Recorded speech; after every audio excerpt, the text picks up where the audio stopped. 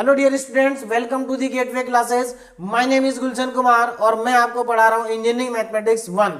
Engineering mathematics 1 में हमारा topic चल रहा है बीटा गामा फंक्शन और आज हमारा बीटा गामा फंक्शन का लास्ट लेक्चर है और ये बीटा गामा फंक्शन का सबसे इंपॉर्टेंट लेक्चर भी है।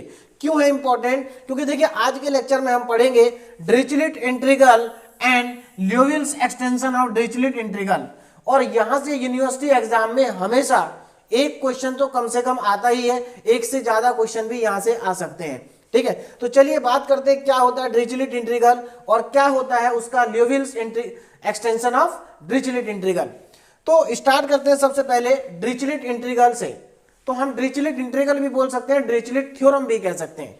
अब ये क्या है डिरिचलेट थ्योरम, कहां पर यूज होती है, कब यूज करेंगे, इसको सब समझते हैं। यहां पर देखिए सबसे पहले अगर हम बात करें डिरिचलेट थ्योरम की, तो डिरिचलेट थ्योरम का यूज हम करते हैं इंटीग्रेशन को कैलकुलेट करने के लिए। किस टाइप के इंटीग्रेशन को कैलकुलेट करने के लिए? जैसे कि डबल इंटीग्रल, ट्रिपल इंटीग्रल और तो और इस थ्योरम से हम fourth integral, fifth integral, nth integral तक कैलकुलेट कर सकते हैं। लेकिन हम अगर अपने सिलेबस की बात करें और हम अगर यूनिवर्सिटी एग्जाम की बात करें तो हमारे जो एग्जाम में क्वेश्चंस आते हैं वो आते हैं ट्रिपल इंटीग्रल से। तो इसलिए हम ट्रिपल इंटीग्रल में ही डिरिचलेट थ्योरम का यूज करेंगे। ठीक है ना, तो डिरिचलेट थ्योरम की हेल्प से हम ट्रिपल इंटीग्रल कैलकुलेट करेंगे। तो देखिए क्या सभी ट्रिपल इंटीग्रेशन डिरिचलेट थ्योरम की हेल्प से कैलकुलेट हो जाएंगे? तो ऐसा बिल्कुल नहीं है। कुछ पर्टिकुलर कंडीशंस में ही डिरिचलेट थ्योरम को हम अप्लाई कर सकते हैं, यानी कि सभी ट्रिपल इंटीग्रल में हम डिरिचलेट थ्योरम नहीं लगा सकते।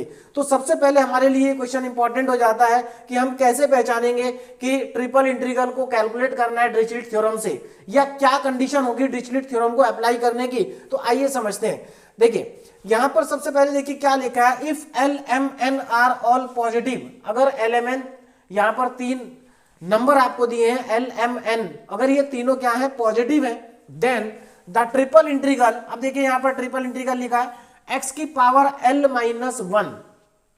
अब ध्यान से देखना, फॉर्मेट देखिए इंटीग्रल का, एक्स की power L minus one, Y की power M minus one, Z की power N minus one, D X D Y D Z. तो ये हमारा एक ट्रिपल इंटीग्रल है। ठीक है ना, ट्रिपल इंटीग्रल है। तो देखिए अकॉर्डिंग टू डिरिचलेट थ्योरम इस ट्रिपल इंटीग्रल की वैल्यू क्या होगी, जरा ध्यान दीजिए। इस ट्रिपल इंटीग्रल की वैल्यू होगी गामा, देखिए gamma M, gamma M, gamma N, या पहले एल लिखते हैं, gamma L, gamma M and gamma N.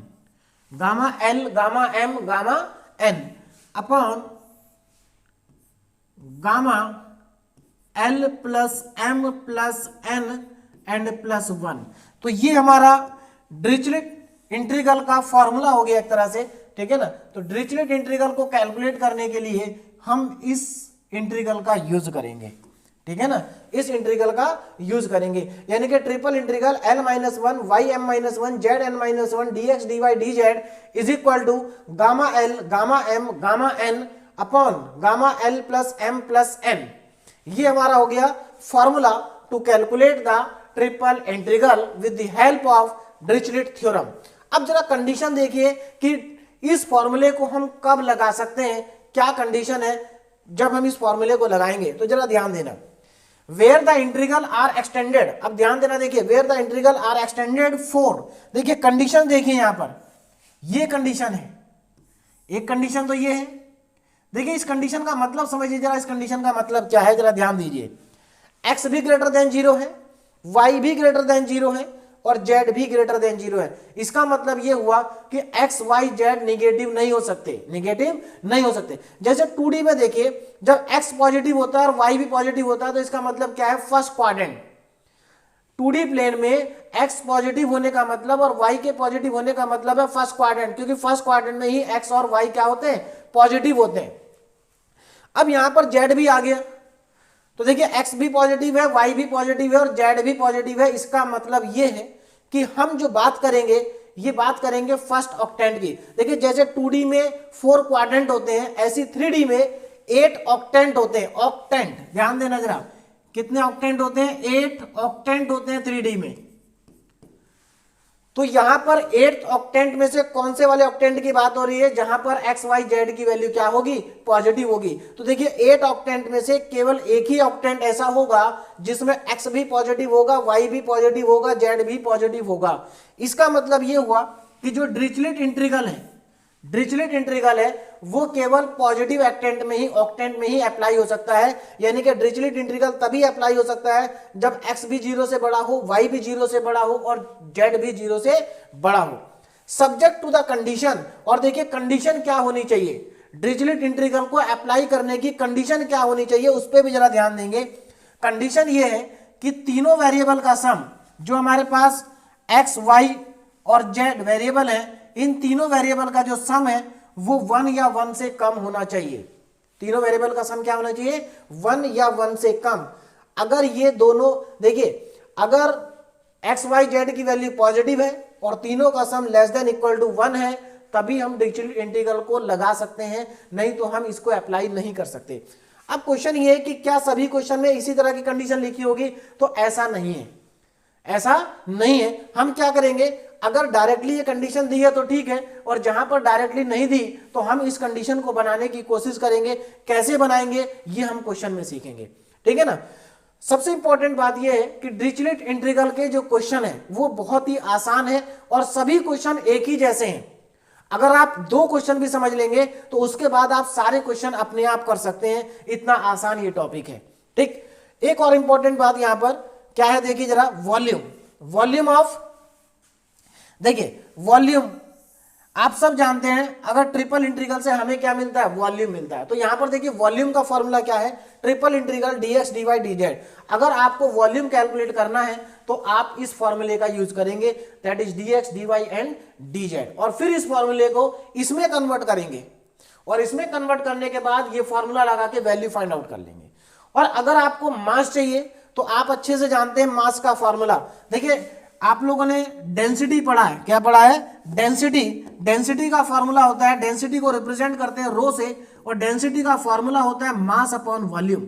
तो यहां से अगर मुझे मास निकालना हो तो फॉर्मूला क्या आ जाएगा, डेंसिटी इंटू वॉल्यूम। तो मास का फॉर्मूला डेंसिटी इंटू वॉल्यूम होता है, और आप अच्छे से जानते हैं वॉल्यूम हमारे पास ये है, तो इसी को अगर हम डेंसिटी से मल्टीप्लाई कर देंगे तो हमारे पास मास आ जाएगा। यानी कि वॉल्यूम के ही फॉर्मूले में रो से मल्टीप्लाई कर दो तो क्या आ जाएगा, मास आ जाएगा। तो इन फॉर्मूलों का यूज करके हम क्वेश्चंस को सॉल्व करते हैं। क्वेश्चन बहुत ज्यादा आसान है, ये टॉपिक बहुत ज्यादा आसान है, मतलब ये एक ऐसा टॉपिक है जिसको सभी बच्चे एग्जाम में इजीली कर सकते हैं और यहां पर नंबर भी स्कोर कर सकते हैं। तो चलिए स्टार्ट करते हैं क्वेश्चन। पहला question, evaluate triple integral dx dy dz where x plus Y plus Z less than equal to 1। अब जरा यहां पर ध्यान देना, तीनों वेरिएबल का जो सम है वो लेस देन इक्वल टू क्या है, 1 है, और हमें इस इंटीग्रल को इवैल्यूएट करना है। तो क्या कंडीशन सेटिस्फाई हो रही है, subject to the condition x plus Y plus Z less than equal to 1। Condition बिल्कुल सेटिस्फाई हो रही है, यानी कि हम यहां पर डिरिचलेट इंटीग्रल को लगा सकते हैं, डिरिचलेट इंटीग्रल को लगा सकते हैं। तो डिरिचलेट इंटीग्रल अगर हम यहां पर लगाएंगे तो पहले हम इसको किस फॉर्मेट में कन्वर्ट करेंगे, देखिए ये फॉर्मूला तभी लगेगा जब आप इसको इस फॉर्मेट में कन्वर्ट कर लेंगे। तो चलिए कन्वर्ट करते हैं, देखिए जरा कितना आसान है कन्वर्ट करना। देखो तो सबसे पहले जो हमें इवैल्यूएट करना है मैं उसको लिख लेता हूं, triple integral dx dy and dz। ध्यान से देखें, बहुत ही आसान टॉपिक है, बहुत आसानी से आपको समझ में आ जाएगा, बस थोड़ा ध्यान देने की जरूरत है। dx dy dz है ना, ये हमें इवैल्यूएट करना है। तो जरा ध्यान दें कैसे इवैल्यूएट होगा। पहले इसको हम थोड़ा सा स्टैंडर्ड फॉर्म में कन्वर्ट कर लेते हैं। कौन सी फॉर्म में, इस फॉर्म में। देखो इस फॉर्म में कन्वर्ट करने के लिए क्या करना पड़ेगा, जरा ध्यान देना। देखो dx dy dz तो दिया ही है ना, और कंडीशन भी दी है, तो हमें कुछ एक्स्ट्रा करना नहीं है, बस इसको इस फॉर्म में बनाना है। देखो यहां पर x की पावर l माइनस 1 है, y की पावर m माइनस 1 है, z की पावर n माइनस 1 है, लेकिन हमारे पास वहां पर x y z नहीं है। अगर आप यहां देखो तो x y z नहीं है, कोई बात नहीं, हम x y z लिख सकते हैं अपने आप। क्यों, देखो अगर सोचिए यहां पर अगर ये 1 माइनस 1 लिखा हो तो x की पावर 0 हो जाएगी, और x की पावर 0 तो 1 होता है, यानी कि ऐसा। देखो इसका मतलब ये हुआ, हम ऐसा तो लिख ही सकते हैं अपने आप कि x की पावर 1 माइनस 1, क्योंकि x की पावर 1 माइनस 1 मतलब 0, और x की पावर 0 1 होता है, ठीक है ना। ऐसे ही y की पावर 1 माइनस 1 और z की पावर 1 माइनस 1, क्या मैं ऐसा लिख सकता हूं? बिल्कुल लिख सकता हूं, क्योंकि x की पावर 1 माइनस 1 1 होता है, y की पावर 1 माइनस 1 भी 1 होगा, क्योंकि ये पावर 0, और किसी की भी पावर 0 हो आप जानते हैं वैल्यू 1 होती है। तो यहां पर हमने ऐसा क्यों किया?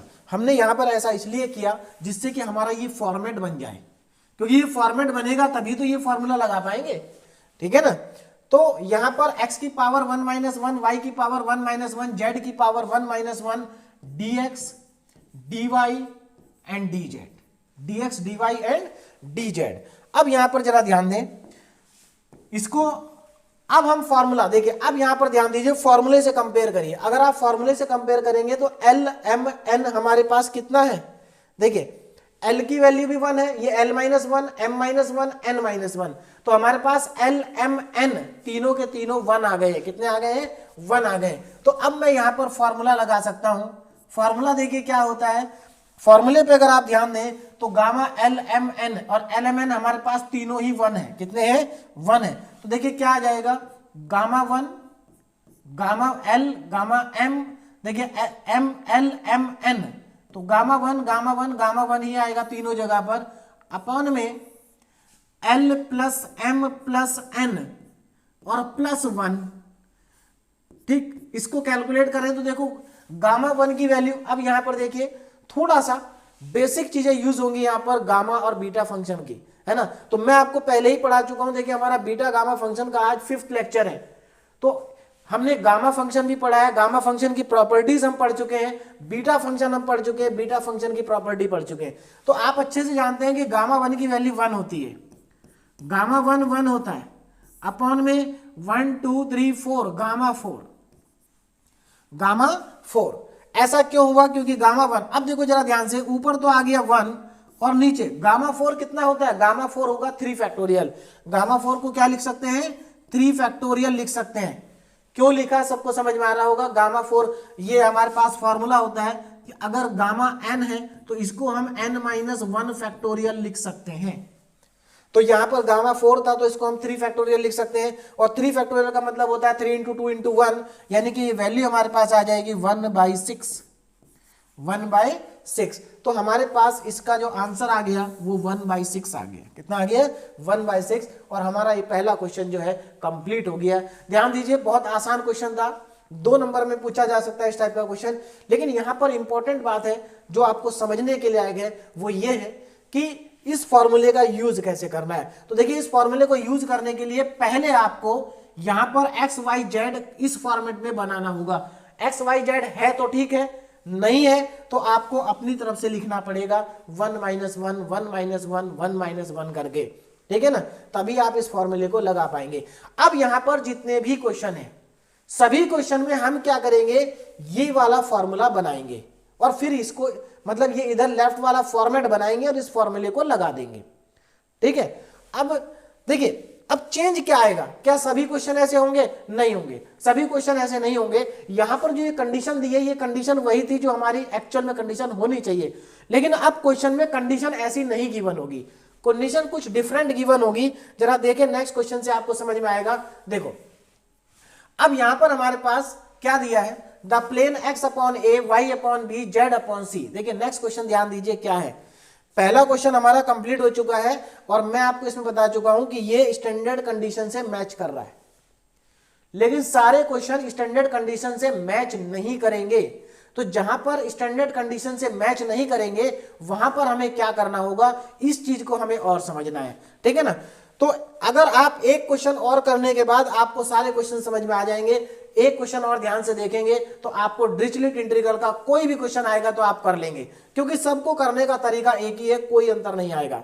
देखो क्या है क्वेश्चन, यहां पर हमें एक प्लेन दिया है x upon A Y upon B Z upon C equal to 1, मतलब यहां पर इसकी वैल्यू 1 के इक्वल है।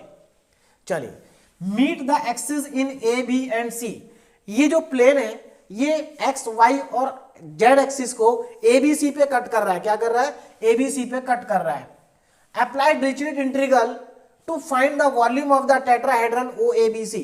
देखिए अगर 3 एक्सिस है, X axis Y axis Z axis, अगर इन तीनों एक्सिस को कोई प्लेन कट कर दे, क्या कर दे, कोई प्लेन अगर कट कर दे तो वहां पर टेट्राहेड्रन बन जाता है। क्या बन जाता है, टेट्राहेड्रन, ठीक है ना। तो टेट्राहेड्रन बनेगा। Also find its mass if the density at any point is के एक्स वाई जेड। तो हमें इसका मास भी फाइंड करना है। अगर इसकी डेंसिटी इस बार गिवन है के एक्स वाई जेड, तो मतलब हमें वॉल्यूम भी फाइंड करना है और डेंसिटी भी फाइंड करनी है। वॉल्यूम एंड डेंसिटी दोनों ही फाइंड करने हैं। दूसरी चीज कहां पर फाइंड करेंगे, फर्स्ट ऑक्टेंट में। देखिए टेट्राहेड्रन तभी बनेगा जब एक ही ऑक्टेंट को प्लेन कट करेगा। अगर चारों ऑक्टेंट में प्लेन जाएगा तो फिर ये टेट्राहेड्रन नहीं बनेगा। यानी कि यहां पर जो बात हो रही है ये हमारी पॉजिटिव ऑक्टेंट की हो रही है। तो हमें पॉजिटिव ऑक्टेंट में जो ऑक्टाहेड्रन बनेगा उस ऑक्टाहेड्रन का वॉल्यूम भी निकालना है और मास भी निकालना है। और बहुत ही आसान है। देखिए वॉल्यूम के लिए ये फॉर्मूला लगा देंगे और मास के लिए ये फॉर्मूला लगा देंगे। तो वॉल्यूम के लिए ये फॉर्मूला लगाएंगे, इसको इस फॉर्मेट में कन्वर्ट करेंगे, उसके बाद ये फॉर्मूला लगा देंगे। मास के लिए ये फॉर्मूला लगाएंगे, इसको इस फॉर्मेट में कन्वर्ट करेंगे और फिर ये फॉर्मूला लगा देंगे। तो कितना आसान हो जाएगा इसको कैलकुलेट करना। चलिए स्टार्ट करते हैं क्वेश्चन को।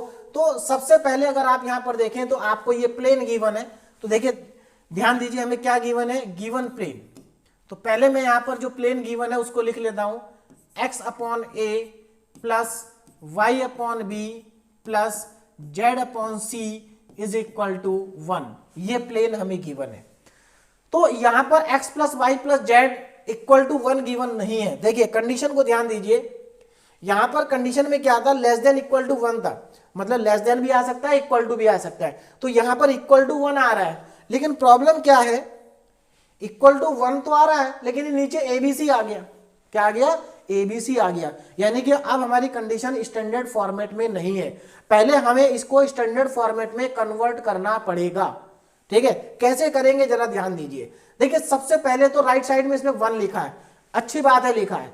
अगर राइट साइड में 1 नहीं लिखा होता, अगर राइट साइड में 1 नहीं लिखा होता, मान लीजिए राइट साइड में यहां पर कुछ और नंबर लिखा होता, बी लिखा होता, तो सबसे पहले हम इसको 1 बनाते, बी को इधर ले जाते लेफ्ट में नीचे की तरफ।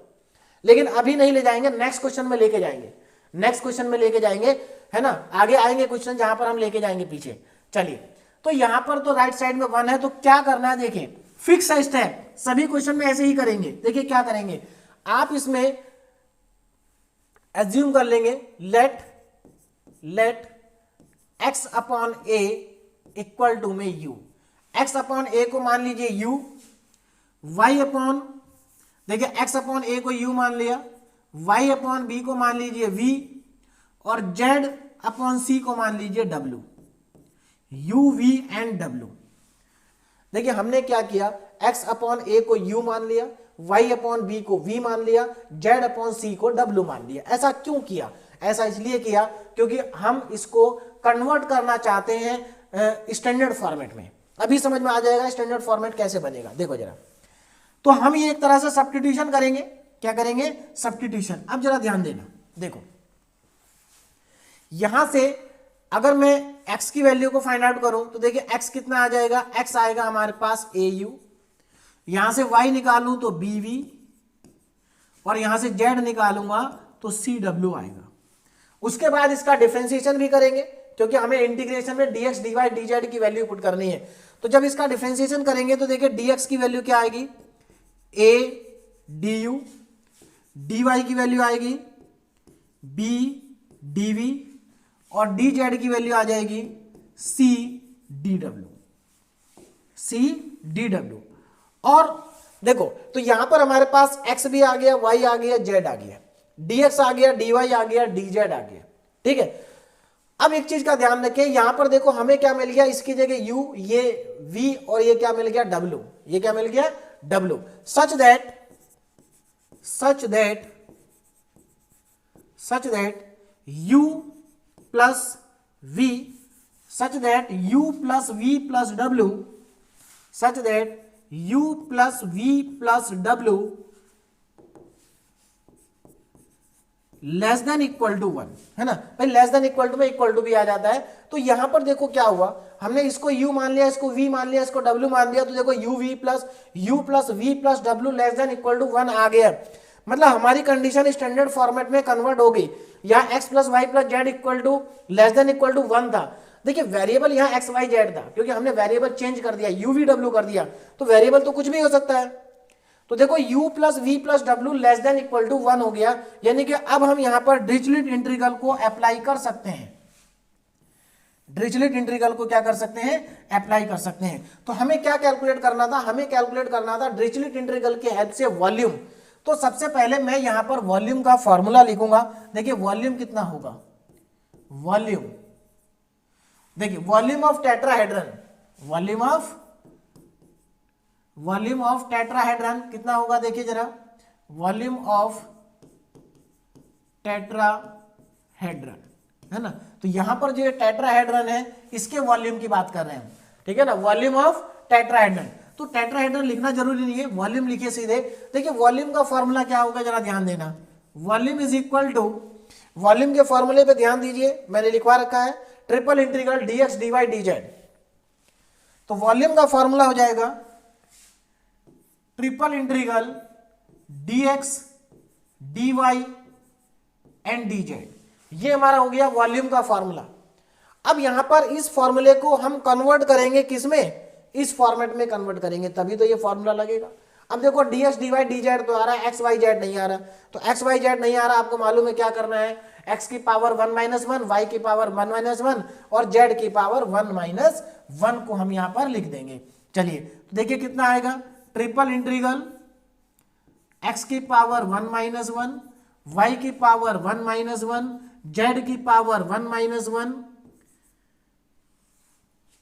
एक मिनट, एक्स वाई जेड, पहले एक मिनट, पहले हम dx dy dz की वैल्यू तो पुट कर दें। हाँ पहले कन्वर्ट करेंगे, देखिए पहले कन्वर्ट करें। dx की जगह क्या पुट करना है, देखो जरा, a du, dx की जगह पुट करेंगे a du, बाद में कन्वर्ट करेंगे। a du, dy की जगह पुट करेंगे b into dv, b dv, और dz की जगह पुट करेंगे c dw। ये हमारे पास आ जाएगा dx dy एंड dz की वैल्यू। अब यहां से देखो जरा ध्यान से, अगर आप देखें abc तो कांस्टेंट है, इंटीग्रेशन से बाहर आ जाएगा, ट्रिपल इंटीग्रल, अंदर क्या बचेगा, du dv and dw, du dv and dw। इसको कन्वर्ट करेंगे, क्योंकि देखिए हमने वेरिएबल चेंज कर दिए थे, एक्चुअल में हम uv w में चले गए, अब एक्स वाई जेड में नहीं रहे हम। हमने फॉर्मूला लगाया जरूर एक्स वाई जेड की फॉर्मेट में, लेकिन यहां पर dx dy dz की वैल्यू को पुट करेंगे। चलिए अब इसको कन्वर्ट करेंगे स्टैंडर्ड फॉर्म में, देखिए क्या आएगा, A B C triple integral. देखिए du की जगह क्या पुट करेंगे, सॉरी यहां पर, क्योंकि du dv w तो हमारे पास आ गया। अब जरा ध्यान देना, हमें इसको कन्वर्ट करना है इस फॉर्मेट में, इस फॉर्मेट में। तो देखो यहां पर du dv dw आ चुका है, तो यहां पर क्या आना चाहिए, यहां पर u की पावर l माइनस 1, v की पावर m माइनस 1 और z की जगह w की पावर n माइनस 1 बनना चाहिए। चलिए बनाते हैं, देखिए u की पावर 1 माइनस 1, v की पावर 1 माइनस 1, w की power 1 minus 1 and du dv and dw। अब देखो कन्वर्जन हो गया हमारे पास, है ना। अब ये वही फॉर्मेट आ गया जो फॉर्मेट होना चाहिए, स्टैंडर्ड फॉर्मेट, ठीक है। अब हम यहां पर फॉर्मूला अप्लाई कर सकते हैं। तो देखिए अगर मैं यहां पर फॉर्मूला अप्लाई करूंगा तो क्या आ जाएगा, गामा वन अपॉन, और एबीसी बाहर ही है, तो पहले तो देखो यहां पर मैं फॉर्मूला लगा रहा हूं ए बी सी, ये तो बाहर है ना, ये बाहर आ गया। अब देखिए अंदर क्या आएगा, गामा वन अपॉन में गामा 1 प्लस 1 प्लस 1 प्लस 1, यानी कि 4 टाइम्स 1 आएगा। तो देखिए कितना आ जाएगा यहां से answer, A B C. Next slide पे चलते हैं, देखिए तो ए बी सी, तो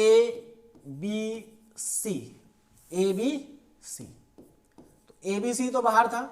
दूसरा यहां पर देखो गामा वन की वैल्यू 1 होती है, तो यहां पर कितना आ जाएगा, 1 इंटू 1 अपॉन में गामा 4। तो यहां से देखो कितना आ रहा है, ऊपर तो एबीसी ही बचेगा, ऊपर बचेगा ए बी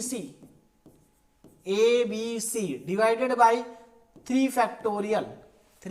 फैक्टोरियल। तो यहां से हमारे पास आंसर आ गया A B C upon 6। 3 factorial का मतलब होता है 6। तो यहां पर इसका वॉल्यूम हमारे पास आ गया एबीसी अपॉन 6। तो देखो कितना आसान है वॉल्यूम को कैलकुलेट करना, कुछ नहीं करना है सिर्फ, और सारे क्वेश्चन एक ही जैसे हैं, सभी क्वेश्चन एक ही जैसे हैं, थोड़ा बहुत बस कैलकुलेशन में डिफरेंस है। अब यहां पर हमने वॉल्यूम को कैलकुलेट कर लिया, वॉल्यूम कैलकुलेट करने के बाद अब मास को कैलकुलेट करते हैं। तो चलिए देखिए मास कितना आएगा, जरा मास पे ध्यान दें। तो मास के लिए हम यहां पर फॉर्मूला लगाएंगे। तो देखिए मास का फॉर्मूला क्या होता है, mass is equal to triple integral density, density आएगी dx dy एंड dz, ये हमारे पास आ जाएगा। अब यहां पर जरा हम वैल्यूज को पुट करते हैं। डेंसिटी की वैल्यू हमें क्वेश्चन में गिवन है, डेंसिटी कितनी है kxyz। तो यहां पर इसको पुट कर देते हैं पहले। तो डेंसिटी है हमारी यहां पर kxyz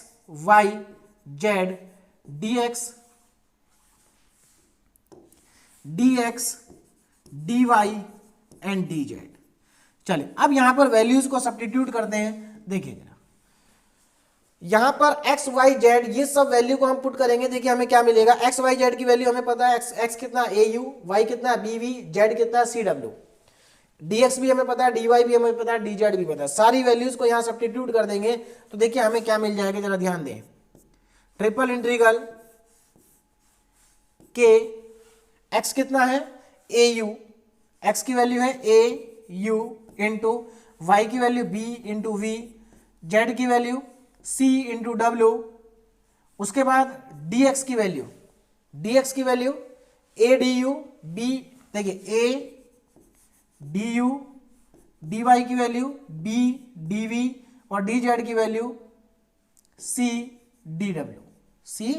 dw, ये वैल्यूज हमारे पास आ जाएंगे। देखिए b dv c dw। तो यहां से अब जरा देखो नेक्स्ट स्लाइड आगे चलते हैं। देखिए यहां से हमें कितना मिलेगा, देखिए ध्यान से, देखो इक्वल टू में हमें मिल जाएगा। देखो यहां पे कॉमन क्या क्या आ रहा है, देखो a 2 बार तो a आ रहा है, 2 बार b आ रहा है और 2 ही बार c भी आ रहा है और k भी आ रहा है, यानी कि k कॉमन आ गया, a स्क्वायर कॉमन आ गया, b स्क्वायर कॉमन आ गया, k a square b square c square. अंदर देखिए क्या बचेगा, अंदर बचेगा ट्रिपल इंटीग्रल। देखो यहां पर ट्रिपल इंटीग्रल कितना बच रहा है, du dv dw, du dv and dw, ये हमारे पास बचेगा। इसको फिर से हम कन्वर्ट कर देंगे उसी फॉर्मेट में, डिरिचलेट इंटीग्रल के फॉर्मेट में, है ना। तो चलिए कन्वर्जन करते हैं। देखिए कितना आ जाएगा, k a square b square c square triple integral, यहां पर मैं लिखूंगा u की पावर 1 माइनस 1, v की पावर 1 माइनस 1, w की पावर 1 माइनस 1, du dv, एक मिनट, हाँ uv, अच्छा uv हमारे पास एक मिनट यहां पर बच रहा था, कितना uv, हाँ अंदर हमारे पास देखिए हमने a को कॉमन लिया, uv हमारे पास अभी बचा हुआ है,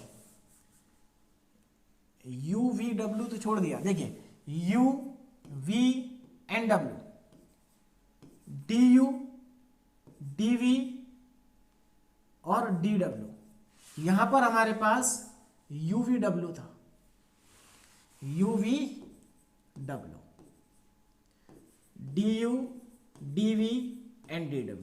अब जरा ध्यान से देखना इसको हम कैसे कन्वर्ट करेंगे फॉर्मेट में, है ना। तो देखो यहां पर u v w du dv w आ रहा है, तो देखो इसको हम और कैसे लिख सकते हैं, इसको क्या हम ऐसे लिख सकते हैं, जरा ध्यान देना।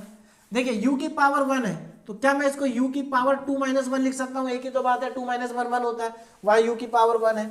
क्या v को मैं v की पावर 2 माइनस 1 लिख सकता हूं, और क्या मैं w को 2 की पावर माइनस 1 लिख सकता हूं, du dv एंड dw। अब अगर आप ध्यान से देखोगे तो ये हमारा स्टैंडर्ड फॉर्मेट आ गया, जिस फॉर्मेट में डिरिचलेट इंटीग्रल का फॉर्मूला होता है। देखो ये फॉर्मेट आ गया। अब हम यहां पर फॉर्मूला लगा सकते हैं। देखिए lmn की वैल्यू क्या है, यहां पर 2 2 है lmn की वैल्यू, एल की वैल्यू भी 2, एम की वैल्यू भी 2 और एन की वैल्यू भी 2। तो यहां पर जब मैं फॉर्मूला लगाऊंगा तो देखिए क्या आएगा, के A square B square C square gamma L gamma M, मतलब गामा एल की वैल्यू 2, एम की वैल्यू भी 2, एन की वैल्यू भी 2 अपॉन में गामा 2 प्लस 2 प्लस 2 प्लस 1। ठीक है, अब इसको थोड़ा सिंप्लीफाई कर लेते हैं तो यहां से हमारा आंसर आ जाएगा। देखिए कितना आएगा, जरा ध्यान दें, के A square B square C square. देखिए गामा 2 की वैल्यू कितनी होती है, गामा 2 की वैल्यू होती है 1। कैसे, देखो गामा 2 को अगर मैं लिखूंगा तो ये 1 फैक्टोरियल लिखूंगा और 1 फैक्टोरियल 1 होता है, तो इसलिए गामा 2 कितना होगा, 1 ही होगा। तो 1 इंटू 1 इंटू 1। अब डिवाइडेड बाय देखिए कितना आ रहा है, डिवाइड में आ रहा है हमारे पास 2 प्लस 2 4 6 7 होगा, गामा 7। और गामा 7 की वैल्यू कितनी होगी, जरा ध्यान दीजिए, ऊपर तो हमारे पास के A square B square C square बचा और गामा 7 होगा 6 फैक्टोरियल, 6 फैक्टोरियल। अब देखिए 6 फैक्टोरियल की वैल्यू कितनी होगी, जरा ध्यान दीजिए, 6 5 जा 30 120 यानी कि 720 लगभग। देखिए 6 फैक्टोरियल कितना आएगा, जरा ध्यान दें इधर, 6 फैक्टोरियल। देखो 6 फैक्टोरियल को अगर आप कैलकुलेट करेंगे तो ये कितना आएगा, 6 into 5 into 4 into 3 into 2 into 1।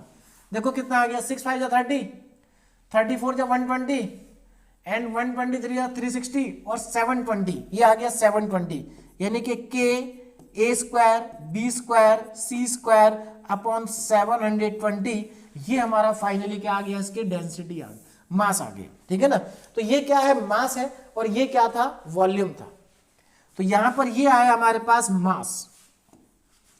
ठीक है ना, ये क्या है, मास है, जरा ध्यान दें। तो मास इतना आ गया, ये आ गया मास। और ये क्या था, ये था वॉल्यूम। क्या था, वॉल्यूम। ये हमारे पास था वॉल्यूम। ठीक है, तो वॉल्यूम भी आ गया हमारे पास और मास भी आ गया, यानी कि ये क्वेश्चन हमारा क्या हो गया, कंप्लीट हो गया। ठीक है, तो हमने यहां पर टेट्राहेड्रन का हमसे क्या पूछा था, मास पूछा था, डेंसिटी हमें पता थी और हमसे वॉल्यूम पूछा था। दोनों चीजें हमारी कैलकुलेट हो गई, मास भी एंड वॉल्यूम भी। अब चलते हैं हमने नेक्स्ट क्वेश्चन पे। देखिए नेक्स्ट क्वेश्चन क्या है।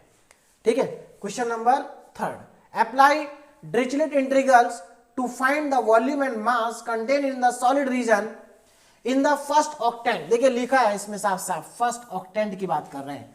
फर्स्ट ऑक्टेंट यानी कि डिरिचलेट थ्योरम हम लगा सकते हैं। देखिए डिरिचलेट थ्योरम तभी लगेगी जब हमारे पास फर्स्ट ऑक्टेंट होगा। तो फर्स्ट ऑक्टेंट या तो डायरेक्टली लिखा होगा या कंडीशंस कुछ ऐसी दी होंगी जिससे हमें पता चल जाएगा कि वो फर्स्ट ऑक्टेंट ही है।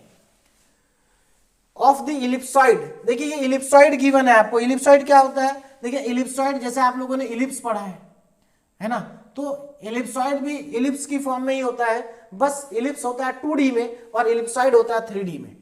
यानी कि ये जो इलिप्सॉइड लिखा हुआ है, ये इलिप्सॉइड के जो पार्ट होंगे ना वो 8 ऑक्टेंट होते हैं हमारे पास। कितने ऑक्टेंट होते हैं, 8 ऑक्टेंट होते हैं। तो फर्स्ट ऑक्टेंट में केवल इस इलिप्सॉइड का 1/8 पार्ट ही आएगा। तो हमें जो पार्ट फर्स्ट ऑक्टेंट में आएगा उसी को कैलकुलेट करना है। देखिए बाय चांस अगर इस क्वेश्चन में ये पूछ ले कि इस जो ये इलिप्सॉइड है इसका टोटल वॉल्यूम बताओ कितना होगा, तो आप कैसे निकालेंगे। हमें तो डिरिचलेट थ्योरम से केवल फर्स्ट ऑक्टेंट का वॉल्यूम निकल सकता है। तो देखो ऐसी सिचुएशन में आप क्या करेंगे, आप डिरिचलेट इंटीग्रल की हेल्प से फर्स्ट ऑक्टेंट का ही वॉल्यूम को कैलकुलेट करें और जो वॉल्यूम आपका फर्स्ट ऑक्टेंट में आएगा उसको 8 से मल्टीप्लाई कर देंगे ना, तो टोटल वॉल्यूम आ जाएगा, टोटल वॉल्यूम आ जाएगा। चलिए फिलहाल इस क्वेश्चन को सॉल्व करते हैं।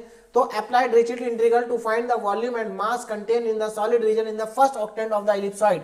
तो हमें ये इलिप्सॉइड हमें गिवन है, इसकी हेल्प से हमें वॉल्यूम को फाइंड आउट करना है। तो चलिए वॉल्यूम को फाइंड आउट करते हैं। पहले ये जो गिवन है इसी को लिख लेते हैं। क्या है, देखिए हमें गिवन है X square upon A square plus Y square upon B square plus Z square upon C square is equal to में 1। तो देखो यहां पर फिर से वही प्रॉब्लम है कि ये स्टैंडर्ड फॉर्मेट में नहीं है कंडीशन, तो हम क्या करेंगे, इसको यूवी डब्ल्यू मान लेंगे। क्या मान लेंगे, यूवी और डब्ल्यू, यूवी एंड डब्ल्यू। तो देखो क्या करेंगे, लेट, देखिए सारे क्वेश्चन को करने का एक ही तरीका है, इसीलिए कह रहा हूं कि ये टॉपिक बहुत ज्यादा आसान है। ठीक है ना। अब अगर आपको ये क्वेश्चन और समझ में आ गया तो आप सारे क्वेश्चन कर लेंगे जितने भी डिस्क्रीट इंटीग्रल के होंगे। देखो जरा ध्यान से, और ये क्वेश्चन भी पिछले क्वेश्चन के जैसा ही है, कुछ अंतर नहीं है, देखोगे आप अभी बिल्कुल सेम है। देखो क्या करेंगे, इसको u मान लेंगे, लेट एक्स स्क्वायर अपॉन ए, इसको मान लिया u, ठीक है, वाई स्क्वायर अपॉन बी, इसको मान लिया v, और जेड स्क्वायर अपॉन सी, जेड स्क्वायर अपॉन सी, इसको मान लिया w, इसको मान लिया w। अब जरा देखें ध्यान से क्या करना है, पहले यहां से x को निकालिए। तो देखिए x कितना आएगा, जरा ध्यान से देखें, x हमारे पास आ जाएगा X square is equal to A U, Y square is equal to B V, और Z square is equal to C W. ठीक, अच्छा x देखो कितना आएगा, इधर से स्क्वायर हटेगा तो उधर रूट लगेगा, क्या लगेगा, रूट। ठीक है, अच्छा यहां पर ये a स्क्वायर है, ये b स्क्वायर है, ये c स्क्वायर है, तो ये a स्क्वायर, ये b स्क्वायर और ये c स्क्वायर है। अब देखो इधर से स्क्वायर हटा के उधर रूट लगाऊंगा तो कितना आएगा, देखिए इधर रूट लगेगा तो a स्क्वायर का a तो बाहर आ जाएगा, केवल u ही अंदर रहेगा, यानी कि a रूट u आएगा। ये यहां से y कितना आएगा, b अंडर रूट v, और यहां से z कितना आएगा, c अंडर रूट में w। अब आगे देखें, देखो मैं यहां पर क्या कर रहा हूं, अब मुझे dx, इसको डिफरेंशिएशन कर रहा हूं, तो देखिए x का डिफरेंशिएशन dx। अब यहां पर देखो a तो कांस्टेंट है ना, रूट u का डिफरेंशिएशन होगा, तो आपको अच्छे से मालूम है कि रूट x का डिफरेंशिएशन 1/2 रूट x होता है, डायरेक्ट लिखेंगे 1/2 रूट x। तो रूट u का डिफरेंशिएशन 1 या a/2 अंडर रूट u आएगा। ऐसे ही y का differentiation b under root 2 root v आएगा, और z का differentiation c/2 under root w आएगा। तो यहां से हमने डिफरेंशिएशन भी क्या हो गया, हमारा कंप्लीट हो गया, है ना, ये लीजिए। ठीक, अच्छा अब यहां पर देखो, सच दैट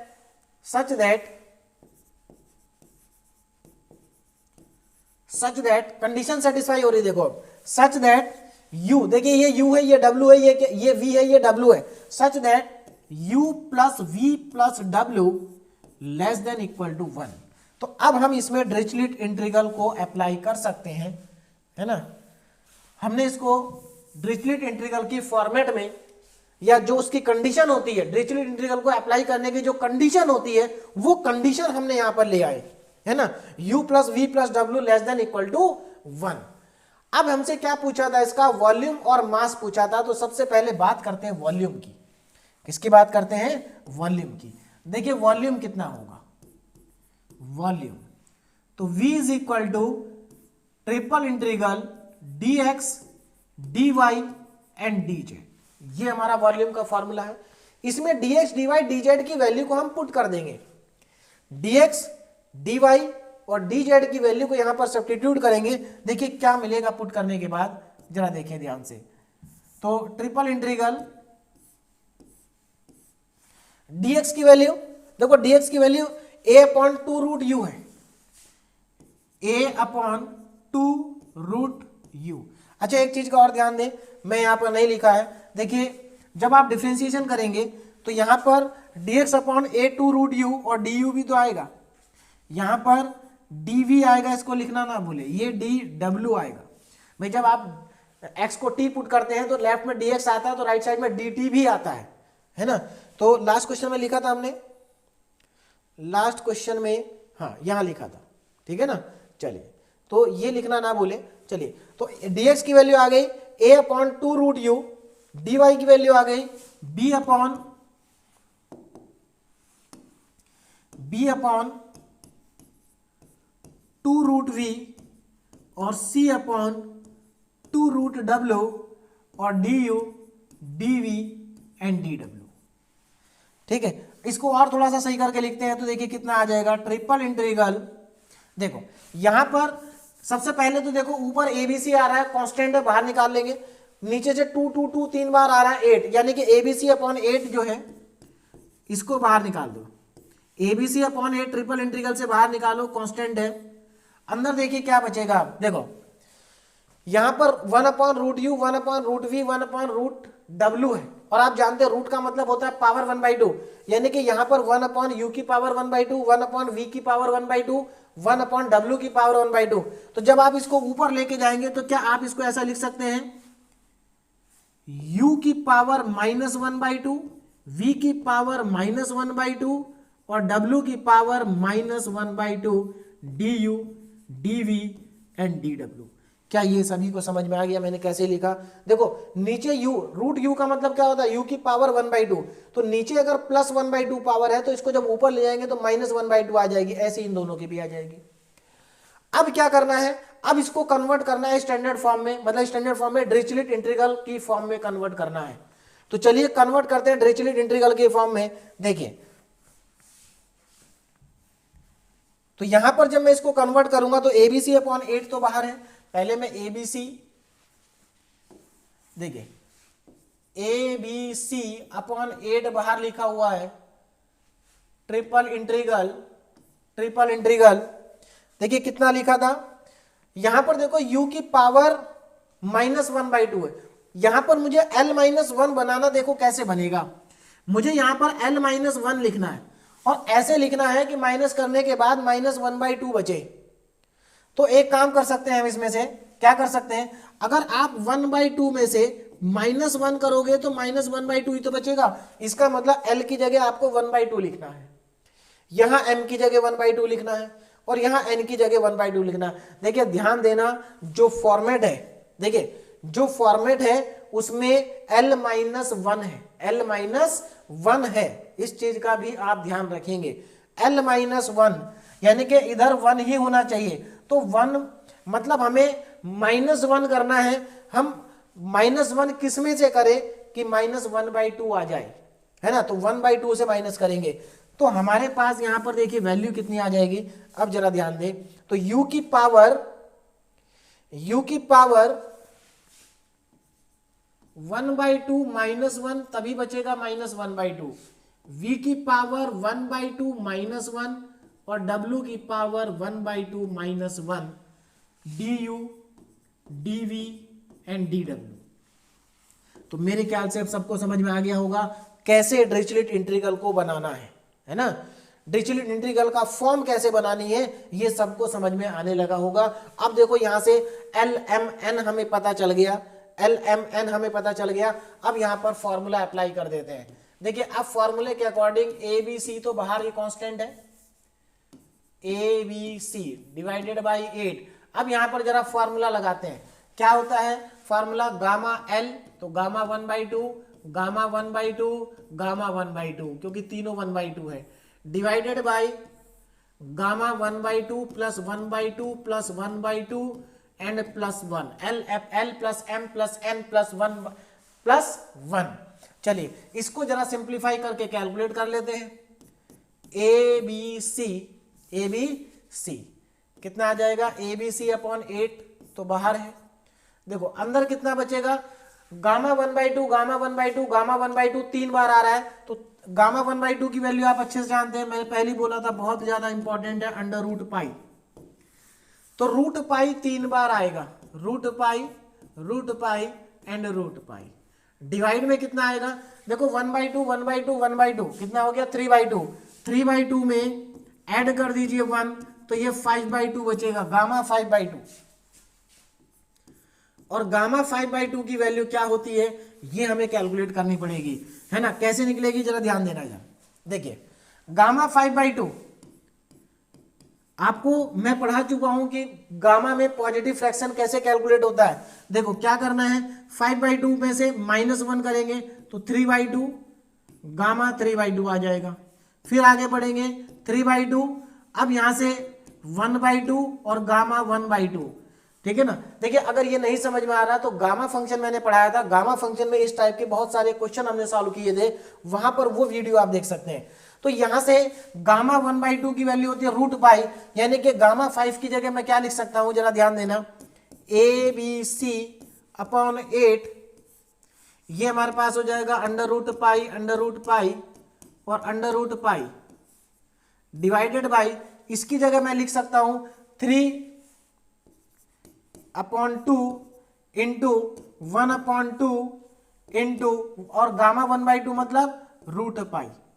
तो देखो यहां से एक रूट पाई से एक रूट पाई कट गया, ये 2 2 जा 4 हो जाएगा, तो 4 से कितनी बार कटेगा, 2 टाइम्स कैंसिल आउट हो जाएगा, और नीचे बच गया 2 3 जा 6, तो ऊपर देखो कितना बचा, root pi into root pi pi, तो पाई देखिए हमारा यहां से बचेगा pi, root pi into root pi pi, ABC divided by 2 3 जा 6, तो पाई ABC इक्वल टू 6। ये हमारा इसका फाइनली वॉल्यूम आ गया, क्या आ गया, वॉल्यूम हमारे पास यहां से आ गया कितना, पाई ABC अपॉन 6, तो ये इसका वॉल्यूम है। तो मेरे ख्याल से सभी को समझ में आ गया होगा वॉल्यूम कैसे कैलकुलेट करना है, बहुत ही आसान था, कुछ नहीं करना है, बस आपको गामा फंक्शन की प्रॉपर्टी पता होनी चाहिए, फॉर्मूला आपको लगाना आना चाहिए बस। चलिए अब आगे देखिए, इसके बाद हमें क्या कैलकुलेट करना था इसमें, उसको भी जरा ध्यान से देखते हैं। देखिए हाँ, तो हमारे पास वॉल्यूम तो आ गया फर्स्ट ऑक्टेंट का, अब हमें मास भी निकालना है, डेंसिटी अगेन हमें KXYZ दे रखी है, तो अब हम मास का फॉर्मूला लगाते हैं। किसका फॉर्मूला, मास का। देखिए मास का फॉर्मूला क्या होगा, mass is equal to triple integral density into dx dy and dz। अब यहां पर वैल्यू पुट करके इसको कन्वर्ट कर देंगे डिरिचलेट इंटीग्रल के फॉर्मेट में, तो हमारे पास यहां से आ जाएगा ट्रिपल इंटीग्रल, इसकी वैल्यू k x y और z है, dx dy एंड dz। अब यहां पर जरा सारी वैल्यूज को सब्स्टिट्यूट कर दें। देखिए k कांस्टेंट है, बाहर आएगा, चलिए एक साथ ही बाहर निकाल देंगे। ट्रिपल इंटीग्रल k, x की वैल्यू पुट करो जरा, x कितना है, देखो जरा ध्यान से, x कितना है a रूट u, y कितना है b रूट u, और z कितना है c रूट w। तो यहां पर ये वैल्यूज को पुट करें, a under root u, b under root v, c under root w, ये तो हमारे पास वैल्यू आ गई x y और z की। उसके बाद dx dy और dz, इनकी वैल्यू भी पुट करेंगे, तो a du a upon 2 root u, a upon 2 under root u, b upon 2 under root v, c upon 2 under root w, और du dv dw। देखिए एक्सप्रेशन बड़ा हो जाएगा, इससे घबराना नहीं है, बहुत ही आसान है, धीरे धीरे आराम से सिंप्लीफाई करेंगे तो कोई दिक्कत नहीं आएगी। चलिए अब आगे देखें जरा, यहां से जितने भी कांस्टेंट है उनको बाहर निकाल देते हैं। k कांस्टेंट है, a b c, देखो a b c एक बार यहां रहा, a b c एक बार यहां रहा, यानी कि दो बार a b c हो गया, तो क्या बाहर निकलेगा, k a square b square c square, ये बाहर आ गया। और कुछ बाहर आएगा क्या, नहीं आएगा। देखिए क्या बचेगा उसको लिख लेते हैं, ट्रिपल इंटीग्रल, देखो यहां पर क्या बचा, यहां पर रूट यू को मैं u की पावर 1/2 लिख देता हूं, रूट v की पावर 1/2, रूट w की power 1/2।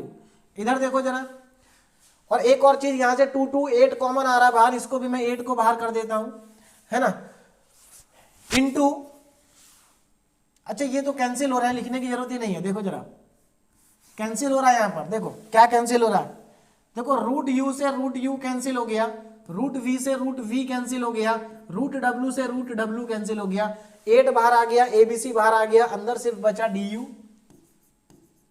DV and D W, ये हमारे पास बचा। अब इसको कन्वर्ट करेंगे स्टैंडर्ड फॉर्मेट में, स्टैंडर्ड फॉर्मेट में, और आप जानते हैं स्टैंडर्ड फॉर्मेट में कन्वर्जन करने के बाद कितना आएगा, ठीक है। चलिए तो स्टैंडर्ड फॉर्मेट में कन्वर्ट करते हैं, कितना आ जाएगा, देखिए ये आएगा के A square B square C square upon में 8 ट्रिपल इंटीग्रल, देखिए यहां पर मैं क्या लिखूंगा, u की पावर 1 माइनस 1, v की पावर 1 माइनस 1, w की power 1 minus 1, du dv and dw, ठीक है। अब देखिए नेक्स्ट लाइन में के A square B square C square upon 8, अब यहां पर फॉर्मूला लगाएंगे तो देखिए क्या आ जाएगा, गामा वन अपॉन में गामा 1+1+1+1 4 बार 1 आएगा। इसको और आगे सिंप्लीफाई करें यहीं पर, देखिए कितना आ जाएगा, k a² b² c² divided by 8। ऊपर तो देखो 1 इंटू 1 इंटू 1 आ गया, गामा 1 की वैल्यू 1 इंटू 1 इंटू 1 हो गई। और नीचे आएगा गामा 4 की वैल्यू आप जानते हैं 3 फैक्टोरियल, यानी कि 3 फैक्टोरियल का मतलब होता है 6। कितना होता है 6। तो देखो 6 आ जाएगा, ये 8, ये 48 हो जाएगा। तो k a² b² c² upon 48। तो यहां से हमें फाइनली आंसर मिल जाएगा मास का। तो देखिए मास कितना आ रहा है यहां से, k a² b² c² upon में हमारे पास आ रहा है 48। तो ये हमारे पास आ गया यहां से मास। तो यहां से हमने मास को भी कैलकुलेट कर लिया है। तो मेरे ख्याल से इजीली आपको समझ में ये आ गया होगा, है ना, आसान था। तो मास भी निकाल दिया, वॉल्यूम भी निकाल दिया, ये क्वेश्चन हमारा आप कंप्लीट हो गया। नेक्स्ट क्वेश्चन देखें जरा, compute triple integral x² dx dy dz over the volume of tetrahedron bounded by. देखिए टेट्राहेड्रन जो है वो किस किस से बाउंडेड है। देखो यहां पर लिखा है x = 0 y = 0 z = 0। ये क्या है, ये देखिए x = 0 y = 0 z = 0, मतलब यहां से एक्चुअल में ये पॉजिटिव ऑक्टेंट को ही रिप्रेजेंट कर रहे हैं। कंडीशन देखिए क्या है, कंडीशन है x/a y/b z/c = 1, जैसा कि हमने पहला क्वेश्चन किया था। अगर आप ध्यान से देखें तो इसमें और पहले वाले दूसरे वाला क्वेश्चन सेकंड क्वेश्चन में ज्यादा अंतर नहीं है, बस वहां पर यहां पर देखो यहां इंटीग्रल इस बार लिख के दिया है ओवर द वॉल्यूम। आपको वॉल्यूम का फॉर्मूला अपने आप नहीं लगाना है, इस बार इन्होंने वॉल्यूम का फॉर्मूला खुद लिख के दिया है कि आप इस फॉर्मूले के अकॉर्डिंग वॉल्यूम को फाइंड आउट करिए। तो केवल इतना ही चेंज है कि इसमें फॉर्मूला लिख के दिया है इन्होंने, बाकी और कोई चेंज नहीं है। देखिए जल्दी से इस क्वेश्चन को भी कर लेते हैं, है ना। देखिए तो यहां पर हमारे पास कितना आएगा, जरा ध्यान देना। सबसे पहले कंडीशन हम लिखते हैं। कंडीशन क्या है, देखिए x/a plus y/b plus z/c is equal to 1, ये हमें गिवन है। तो फिर से वही सेम स्टेप, कोई चेंज नहीं है, सेम स्टेप रिपीट होंगे। लेट, अब यहां पर हम मान लेंगे let x/a is equal to u, y/b is equal to v और z/c is equal to w। ये हम इसको एज्यूम कर लेंगे यहां से। तो यहां से हमें x की वैल्यू कितनी मिलेगी, a इंटू यू, y की वैल्यू कितनी मिलेगी, b इंटू v और z की वैल्यू कितनी मिलेगी, c इंटू w। ठीक है, तो हमें x y z तीनों मिल गए। अब यहां से dx कितना मिलेगा, dx हमें मिल जाएगा a into D you, dy हमें मिल जाएगा b इंटू डी वी और dz हमें मिल जाएगा c इंटू डी डब्ल्यू। ठीक है ना, तो ये हमें मिल जाएंगे यहां से। ठीक, चलिए सच दैट कंडीशन देखिए क्या होगी, सच दैट।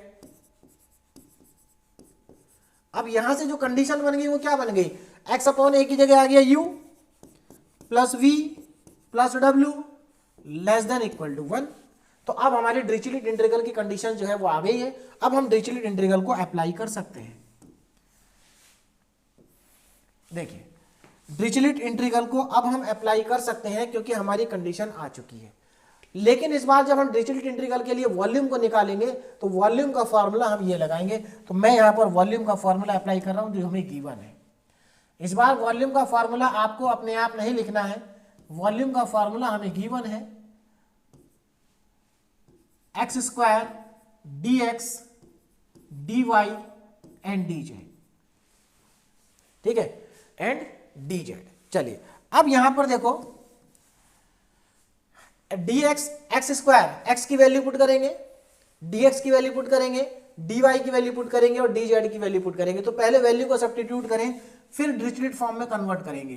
तो देखो ट्रिपल इंटीग्रल x² कितना होगा, देखो x अगर au है तो x² a² u² हो जाएगा, a² u²।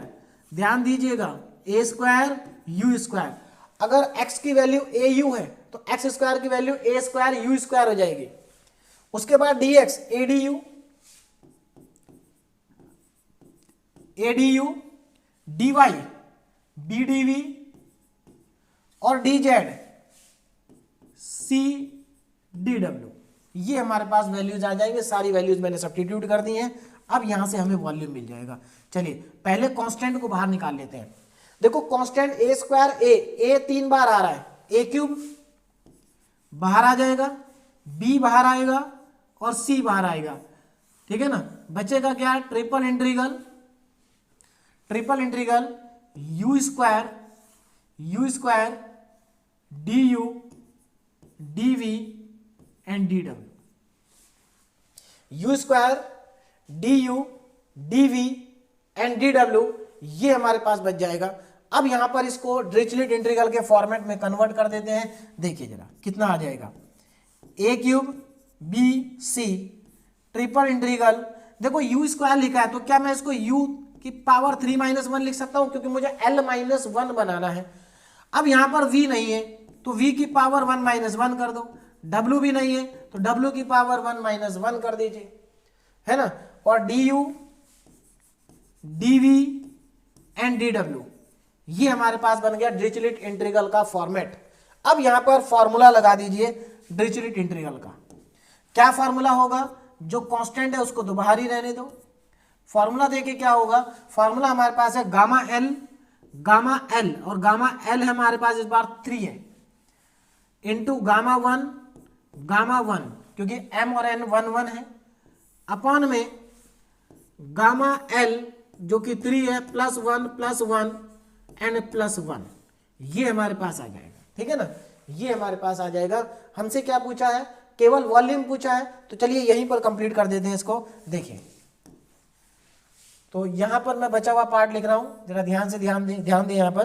देखिए कितना आ जाएगा, तो ये आ गया हमारे पास A cube B C.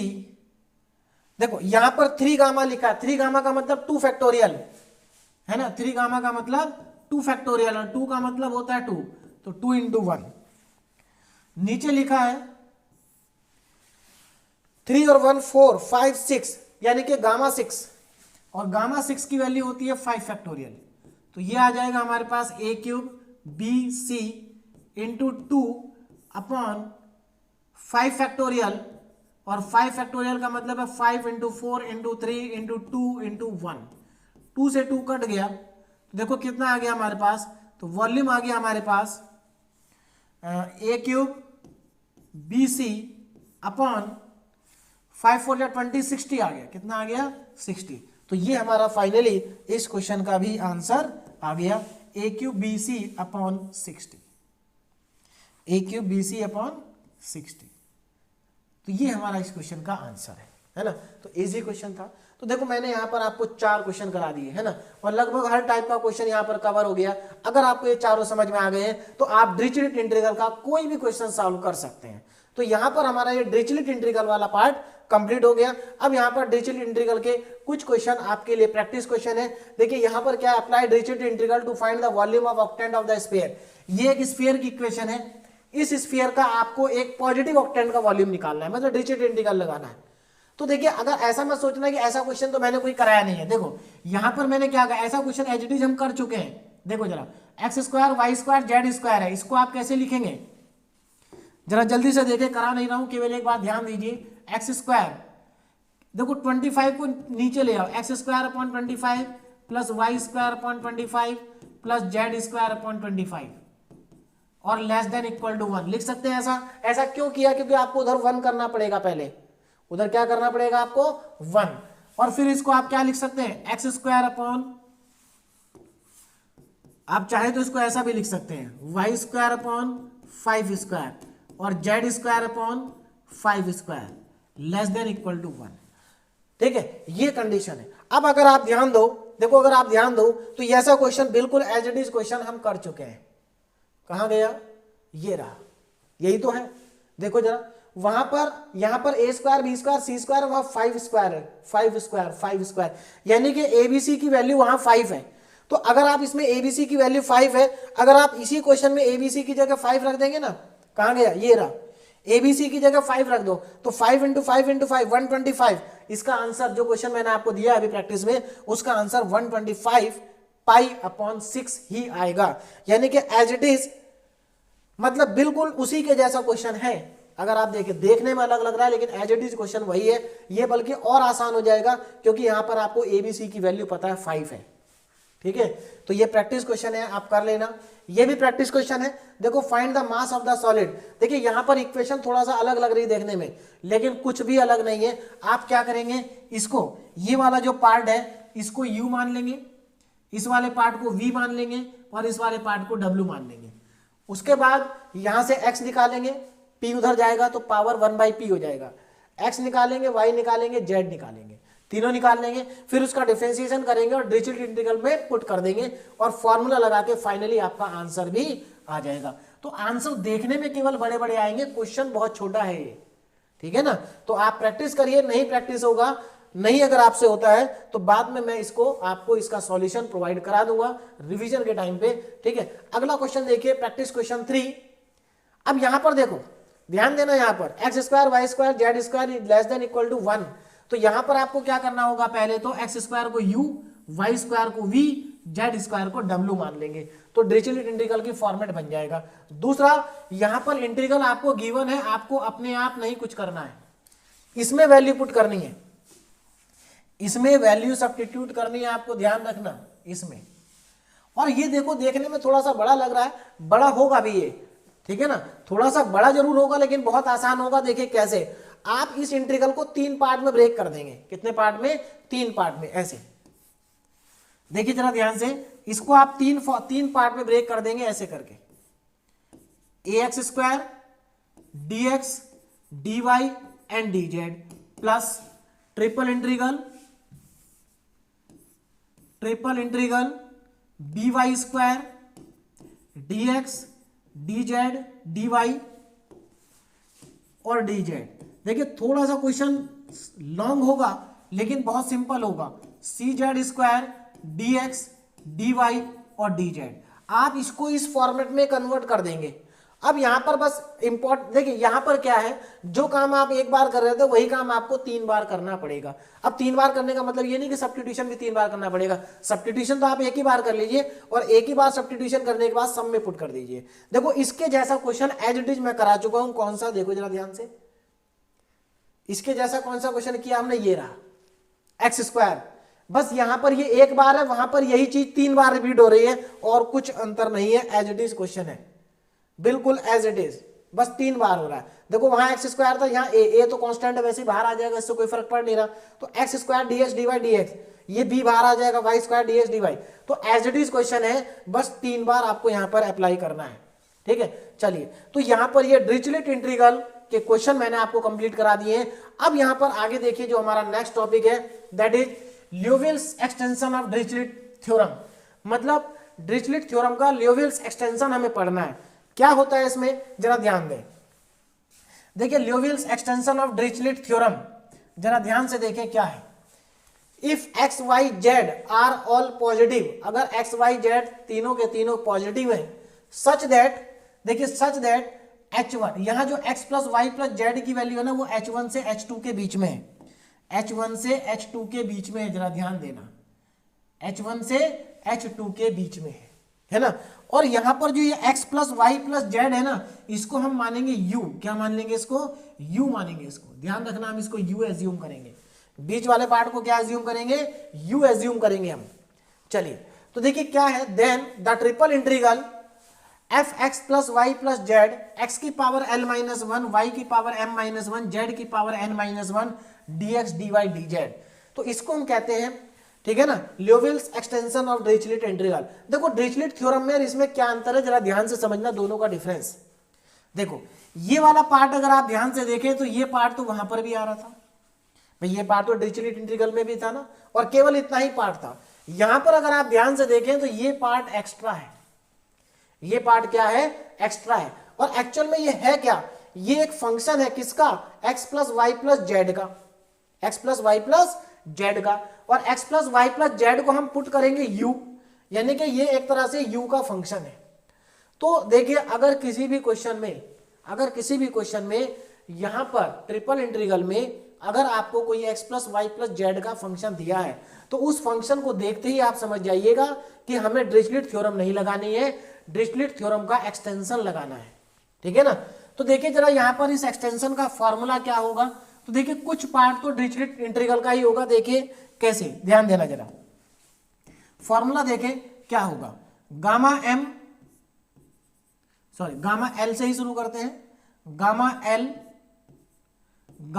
L plus, देखिए gamma L, gamma M, gamma N upon gamma L plus M plus N. जरा ध्यान देना यहां पर +1 नहीं आएगा। ठीक है ना। देखिए वहां पर डिरिचलेट इंटीग्रल में +1 आता था यहां पर, लेकिन यहां पर +1 नहीं आएगा, पहली बात।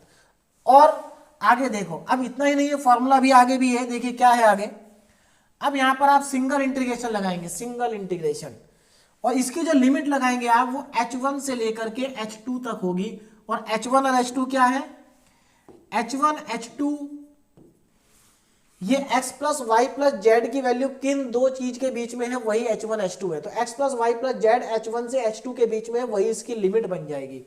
ठीक है। और क्या आएगा यहां पर आपके पास आएगा fu, मतलब fu x plus Y plus Z का जो यहां फंक्शन दिया गया है ना, उस फंक्शन में x plus Y plus Z की जगह पर आप u पुट कर देंगे और u पुट करने के बाद यहां लिखेंगे। और क्या आएगा यहां पर, इनटू में u। अब देखिए u की पावर कितनी होगी, u की पावर यहां पर होगी l plus M plus n minus 1। देखिए फॉर्मूला जरूर बड़ा है, क्वेश्चन ये भी बहुत आसान होंगे। ठीक है ना। और इंपॉर्टेंट है, यहां से भी क्वेश्चन आता है यूनिवर्सिटी एग्जाम में। फॉर्मूला देखने में बड़ा लग रहा है लेकिन क्वेश्चन बहुत आसान होंगे।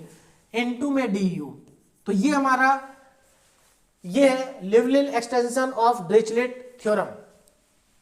ठीक है ना, ल्यूविल्स एक्सपेंशन ऑफ डिरिचलेट थ्योरम का ये हमारा फॉर्मूला है। ठीक है, मतलब एक तरह से एक्सटेंशन है और सिंपल है, इसको यूज करेंगे हम और क्वेश्चन को सॉल्व करेंगे। ठीक है ना।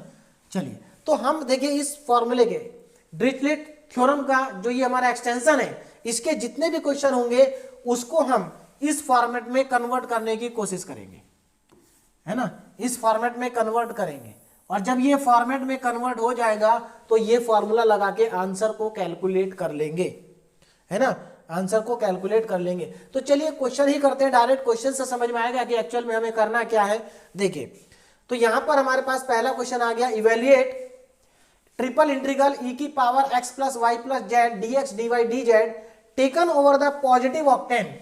हमें पॉजिटिव ऑक्टेंट में ही निकालना है। किस में निकालना है, पॉजिटिव ऑक्टेंट में निकालना है। Such that x plus Y plus Z less than equal to 1।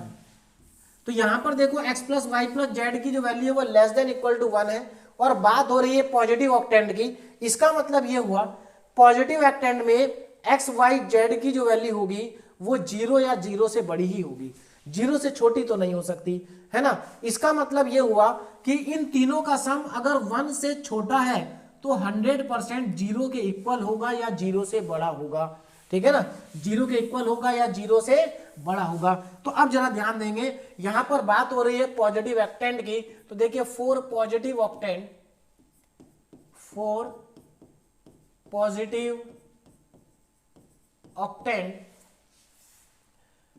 x plus Y plus Z less than equal to 1 और ग्रेटर देन इक्वल टू 0 होगा।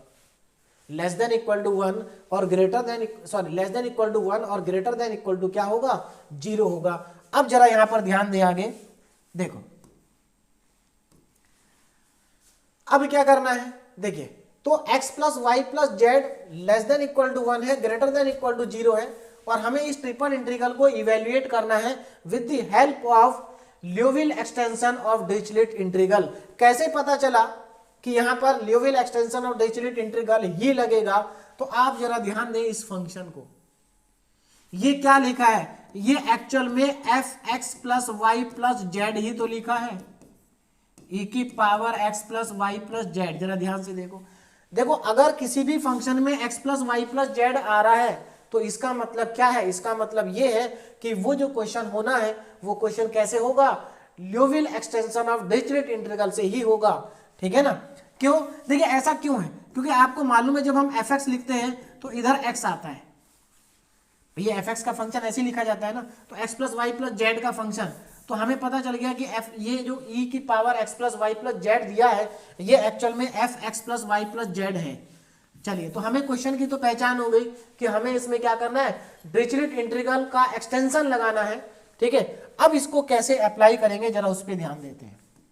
देखो सिंपल क्वेश्चन है, तो जो हमें इवेल्युएट करना है मैं उसी को लिखता हूं और उसको डिरिचलेट इंटीग्रल के फॉर्मेट में जरा कन्वर्ट करते हैं। हमें यहां से h1 और h2 की वैल्यू पता चल गई, h1 कितना है 0, h2 कितना है 1, तो लिमिट हमें पता चल गई 0 से 1, ठीक है। दूसरी चीज, हम x plus Y plus Z को यहां पर क्या मान लेंगे, u मान लेंगे, x plus Y plus Z को क्या मान लेंगे, u मान लेंगे।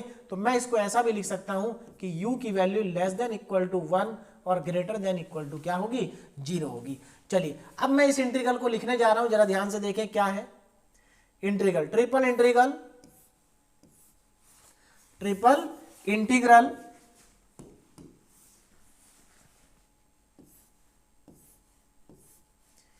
e की power x plus Y plus z dx dy and dz, ये हमें दिया है, ठीक है ना। अब चलिए इसको देखिए आगे बढ़ाते हैं, कितना आएगा ये देखें जरा ध्यान से।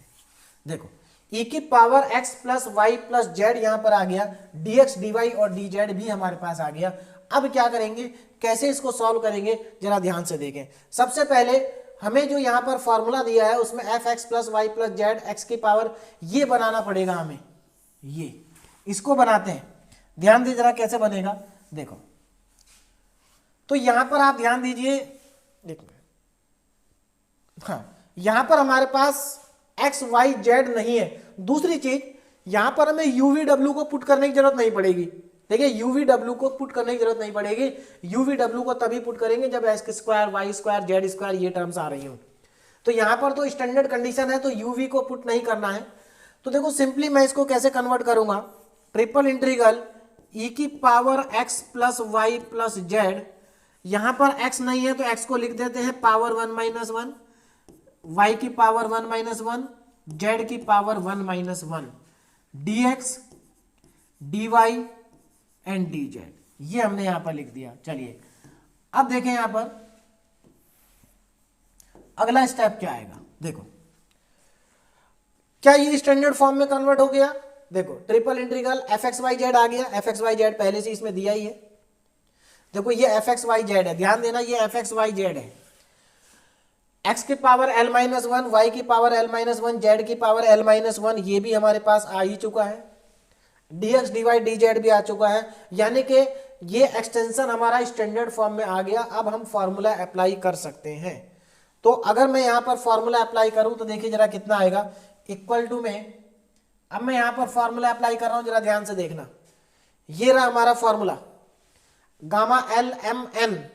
तो देखो यहां पर एल कितना है 1, एम बी 1, एन बी 1, तो यहां पर गामा 1 गामा 1 गामा 1 अपॉन में gamma 1 plus 1 plus 1 l plus M plus n. देखो यहाँ 4 बार 1 नहीं आएगा, ध्यान रखना, गलत नहीं कर देना है। डिरिचलेट इंटीग्रल में 4 बार आता था।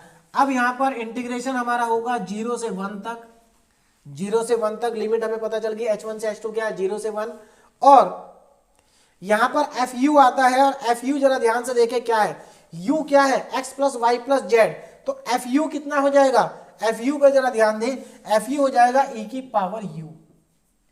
देखिए आप एफ यू क्या होगा, ये x plus Y plus Z की जगह जब आप यू पुट कर देंगे तो इसी को हम एफ यू बोलेंगे, ठीक है ना। तो ई की पावर यू इंटू यू की पावर, अब जरा फॉर्मूले में ध्यान देना, u की power l plus M plus n minus 1 है, तो यहां पर मैं l m n तीनों ही 1 है, तो 1 प्लस 1 प्लस 1 माइनस 1 और du, ये मेरे पास यहां से आ जाएगा। अब इसको मैं करता हूं सिंप्लीफाई, देखिए गामा 1 की वैल्यू 1 होती है तो ऊपर तो 1 ही रहेगा, नीचे गामा 3 आ जाएगा, इंटीग्रेशन 0 से 1, इसको देखो जरा ध्यान से, यहां पर 1 से 1 कट गया तो ये मेरे पास आ जाएगा यू स्क्वायर ई की power you and D you, ये हमारे पास आएगा। अब ये इंटीग्रेशन हमें करना पड़ेगा, कैसे होगा, यू स्क्वायर इंटू ई की पावर यू है, दो फंक्शन मल्टीप्लीकेशन में है तो आपको इंटीग्रेशन बाय पार्ट्स लगाना पड़ेगा। इंटीग्रेशन बाय पार्ट्स को अप्लाई करने के लिए आपको आइलेट मेथड मैंने बताया था, है ना, आइलेट रूल का आप अप्लाई करेंगे। किस लिए, देखिए इसमें बाय पार्ट्स लगाने के लिए सबसे पहले आपको ये डिसाइड करना पड़ेगा कि कौन सा फंक्शन पहला है और कौन सा फंक्शन दूसरा है। और इंटीग्रेशन बाय पार्ट लगाने में पहला और दूसरा फंक्शन की पहचान की जाती है किससे, आइलेट रूल से। तो आइलेट रूल के अकॉर्डिंग पहला फंक्शन कौन सा होना चाहिए, पहला फंक्शन होना चाहिए ये यू स्क्वायर, क्योंकि अलजेब्रिक है और ये एक्सपोनेंस है तो ये तो सबसे लास्ट में आता है, ये दूसरा फंक्शन है। तो ये पहला फंक्शन दूसरा फंक्शन। अब यहां पर मैं इंटीग्रेशन बाय पार्ट्स को अप्लाई कर देता हूं, देखिए जरा ध्यान से, देखिए गामा 3 की वैल्यू हो जाएगी 1/2 फैक्टोरियल, और 2 फैक्टोरियल 2 ही होता है। अब यहां पर इंटीग्रेशन बाय पार्ट्स लगाते हैं, देखिए पहला फंक्शन को ऐसे ही लिखेंगे और दूसरे फंक्शन का करेंगे इंटीग्रेशन। दूसरा फंक्शन ई की पावर यू है और ई की पावर यू का इंटीग्रेशन ई की पावर यू ही होगा, और लिमिट हम यहां लगा देंगे 0 से 1। लिमिट कहां से कहां हो गई, 0 से 1। तो देखो मैंने डायरेक्ट लिखा u square as it is रहेगा, ई की पावर यू का इंटीग्रेशन ई की पावर यू आएगा माइनस। अब क्या होगा, फर्स्ट फंक्शन का डिफरेंशिएशन तो यू स्क्वायर का डिफरेंशिएशन 2u, और सेकंड फंक्शन का इंटीग्रेशन ई की पावर यू ही रहेगा du। लिमिट 0 से 1, लिमिट 0 से 1। अब आगे देखिए, फिर से आपको बाय पार्ट्स लगाना पड़ेगा। देखो पहले तो मैं इसको लिख देता हूं 2 फैक्टोरियल का मतलब 1/2, ठीक। देखिए इसमें पहले मैं लिमिट लगा लेता हूं, upper limit minus lower limit. देखिए जब आप u की जगह 1 रखेंगे तो ये 1 आ जाएगा और e की पावर 1 आ जाएगा, मतलब यहां पर बचेगा e, कितना बचेगा e, और माइनस लोअर लिमिट करेंगे तो 0 आ जाएगा। चलिए अब यहां पर देखो माइनस, ये 2 तो इंटीग्रेशन से बाहर ही लिख लीजिए। अब देखो 2 तो बाहर आ गया इंटीग्रेशन से, अब मैं u और e की पावर u में फिर से बाय पार्ट लगा रहा हूं। तो देखिए फिर से जब आप बाय पार्ट्स लगाएंगे तो ये पहला फंक्शन और ये दूसरा फंक्शन रहेगा, तो पहला ऐसे ही और दूसरे का इंटीग्रेशन e की पावर u, और इसमें लिमिट लग जाएगी 0 से 1 माइनस। उसके बाद पहले फंक्शन का डिफरेंशिएशन 1 आएगा और दूसरे फंक्शन का इंटीग्रेशन e की पावर u का e की पावर u ही आएगा, और लिमिट हो जाएगी 0 से 1, और ये हमारा पूरा इंटीग्रेशन हो गया। चलिए अब इसको थोड़ा सा सिंप्लीफाई कर लेते हैं तो यहां से हमें आंसर मिल जाएगा। देखिए ध्यान दें कितना आएगा, 1/2। देखिए 1/2 पूरे के बाहर में, तो 1/2 को मैं बाहर लिखता हूं e, चलिए ये तो e है, माइनस। देखो यहां पर इसमें अगर आप लिमिट लगाएंगे तो u की जगह जब 1 रखेंगे तो ये e की पावर 1 मतलब e आ जाएगा, ठीक है ना, e की पावर 1 मतलब e आ जाएगा। लेकिन पहले इसके पहले 2 है, इसको मैं लिख लेता हूं। चलिए तो ये आ जाएगा e, फिर 0 रखेंगे तो 0 आ जाएगा, मतलब ये e ही बचेगा। अच्छा माइनस, अब देखो इसमें आप लिमिट लगाएंगे तो क्या आएगा, e की power 1 minus e, upper limit. Lower limit रखेंगे तो e की पावर 0 हो जाएगा, यानी कि माइनस में 1 आएगा, ठीक है। अब चलिए इसको सिंप्लीफाई करके लिख देते हैं, देखिए कितना आ जाएगा, 1/2 e माइनस 2, ये देखिए कितना आएगा e minus e, minus minus plus 1, यहां पर e से e कट गया, e से क्या हो गया, कैंसिल हो गया। तो 1/2 e माइनस 2 इंटू 1 2 आ जाएगा, माइनस 2 इंटू 1 माइनस 2 आ जाएगा। और इसको सही से लिखें तो हमारे पास जो इसकी वैल्यू आ गई फाइनली, वो वैल्यू कितनी आ जाएगी, 1/2 e और -1। ये हमारा इस क्वेश्चन का फाइनली आंसर आ गया। तो ये फाइनली इस क्वेश्चन का आंसर हमारे पास आ गया, दैट इज 1/2 e -1। तो हमने इस, देखो सिंपल है, हमने डिजिट इंटीग्रल अच्छे से सीखा है ना। अब हम ल्यूविल एक्सटेंशन और डिरिचलेट इंटीग्रल सीख रहे हैं, और देखो इसका जो पहला क्वेश्चन था बहुत ही इजीली ये क्वेश्चन हमारा हो गया है। तो ये पहले टाइप का क्वेश्चन था, आप कह सकते हैं, जिसको हमने डायरेक्ट किया है, कोई सब्स्टिट्यूशन हमें नहीं करना पड़ा है, ठीक है ना। अब दूसरे टाइप के क्वेश्चन आएंगे जिनमें सब्स्टिट्यूशन करना पड़ेगा, जैसे एक्स स्क्वायर की जगह यू, वाई स्क्वायर की जगह वी, या ऊपर कहीं लिखा होगा x square upon A square, उसकी जगह हम लिखेंगे यू, जैसे हम पहले करते आ रहे थे वैसा यहां पर भी होगा। चलिए, तो आज का लास्ट क्वेश्चन है ना, आज का लास्ट क्वेश्चन देखिए, 2 ही क्वेश्चन से आपको समझ में आ जाएगा, इसके बाद आप चाहे कितने भी क्वेश्चन करेंगे तो सारे क्वेश्चन आपके हो जाएंगे, अगर ये क्वेश्चन आपको ध्यान से समझ में आए, अच्छे से समझ में आए तो। देखिए क्या है question, prove that triple integral है dx dy dz upon under root में 1 minus x square Y square Z square equal to pi square upon 8। बहुत ज्यादा इंपॉर्टेंट क्वेश्चन है, यूनिवर्सिटी एग्जाम में बहुत बार ये क्वेश्चन आ चुका है, रिपीट होता है बार बार। और आज मैंने आपको जितने भी क्वेश्चन कराए हैं ना, सारे क्वेश्चन यूनिवर्सिटी में आए हुए क्वेश्चन है, सब इंपॉर्टेंट है, ठीक है। और बाकी जितने क्वेश्चन बचे हैं वो भी सब इन्हीं के जैसे हैं, अगर आपको ये समझ में आए तो वो भी सारे क्वेश्चन आपके हो जाएंगे इजिली, कोई दिक्कत नहीं आएगी। चलिए, तो यहां पर हमें क्या प्रूव करना है, ये ट्रिपल इंटीग्रल है, इसको प्रूव करना है पाई स्क्वायर अपॉन 8 के इक्वल। अब देखो आगे क्या लिखा है, the integral being extended to the all positive values of variable, मतलब ये फर्स्ट ऑक्टेंट की ही बात हो रही है, तो डिरिचलेट इंटीग्रल यहां पर अप्लाई कर सकते हैं, डिरिचलेट इंटीग्रल यहां पर अप्लाई कर सकते हैं, कोई प्रॉब्लम नहीं है। For which the expression is real, हाँ अब देखो यहां काम की चीज लिखी है, इन्होंने क्या कहा कि for which the expression is real, इस लाइन में ही इन्होंने कंडीशन दे दी है। देखिए कैसे, देखो यहां पर रियल की बात हो रही है, जो अंडर रूट में वैल्यू लिखी हुई है ना, ये देखो ये इंटीग्रल रियल तभी होगा जब ये अंडर रूट में लिखी गई वैल्यू पॉजिटिव होगी। अगर अंडर रूट में लिखी गई वैल्यू पॉजिटिव होगी तभी ये इंटीग्रल क्या होगा, रियल होगा, वरना ये इंटीग्रल रियल नहीं होगा। जरा ध्यान से देखो, पहले मैं यहां पर इंटीग्रल ही लिख लेता हूं, ये देखो जो हमें प्रूफ करना है इंटीग्रल, देखिए क्या लिखा है, ट्रिपल इंटीग्रल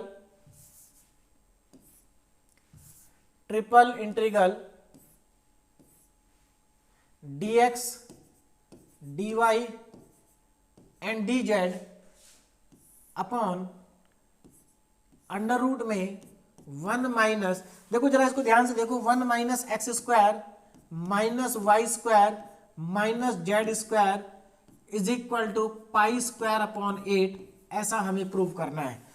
अच्छा, इसमें एक चीज ध्यान देना, देखो ये इंटीग्रल रियल कब होगा, ये इंटीग्रल रियल तब होगा जब ये जो अंडर रूट में लिखी गई वैल्यू पॉजिटिव है, और ये अंडर रूट में लिखी गई वैल्यू पॉजिटिव कब होगी, जब ये जो 1 है ये इन तीनों से बड़ा होगा। मतलब इसको मैं ऐसे भी तो लिख सकता हूं, देखो जरा ध्यान से, triple integral dx dy and dz upon में अंडर रूट 1 माइनस, इसमें तो माइनस कॉमन ले लेते हैं, X square plus Y square plus Z square, ये आ जाएगा हमारे पास X square plus Y square plus Z square is equal to pi square upon 8। चलो अब देखो, अब यहां से शुरू करते हैं क्वेश्चन को। देखो पहली बात तो यहां पर हम बात कर रहे थे कि कैसे पहचानेंगे क्वेश्चन को कि ये हमारा डिरिचलेट इंटीग्रल है, किसके थ्रू, ल्यूविल एक्सटेंशन के थ्रू करना है इसको। देखिए कैसे, यहां पर एक्चुअल में x plus Y plus z नहीं है, लेकिन x square plus Y square plus Z square है। तो जब हम एक्स स्क्वायर की जगह यू और वी, वाई स्क्वायर की जगह वी पुट करेंगे और जेड स्क्वायर की जगह डब्ल्यू पुट करेंगे तो यू प्लस वी प्लस डब्ल्यू की फॉर्मेट में ये आ जाएगा, ठीक है। यानी कि ये क्वेश्चन तो f x plus Y plus z वाली फॉर्म का ही है, लेकिन कंडीशन कैसे निकल के आएगी यहां से, वो जरा ध्यान देना। देखो यहां पर एक्चुअल में क्या है, ये इंटीग्रल क्वेश्चन में बोला है कि यहां पर जो एक्सप्रेशन है वो रियल होना चाहिए। ये एक्सप्रेशन रियल कब होगा, ये इंटीग्रल रियल कब होगा, जब हमारे पास इसकी जो वैल्यू है, ये इसकी जो वैल्यू है 1 से छोटी होगी। क्या होगी, 1 से छोटी। यानी कि the expression will be real, देखिए the expression is real if the expression is real if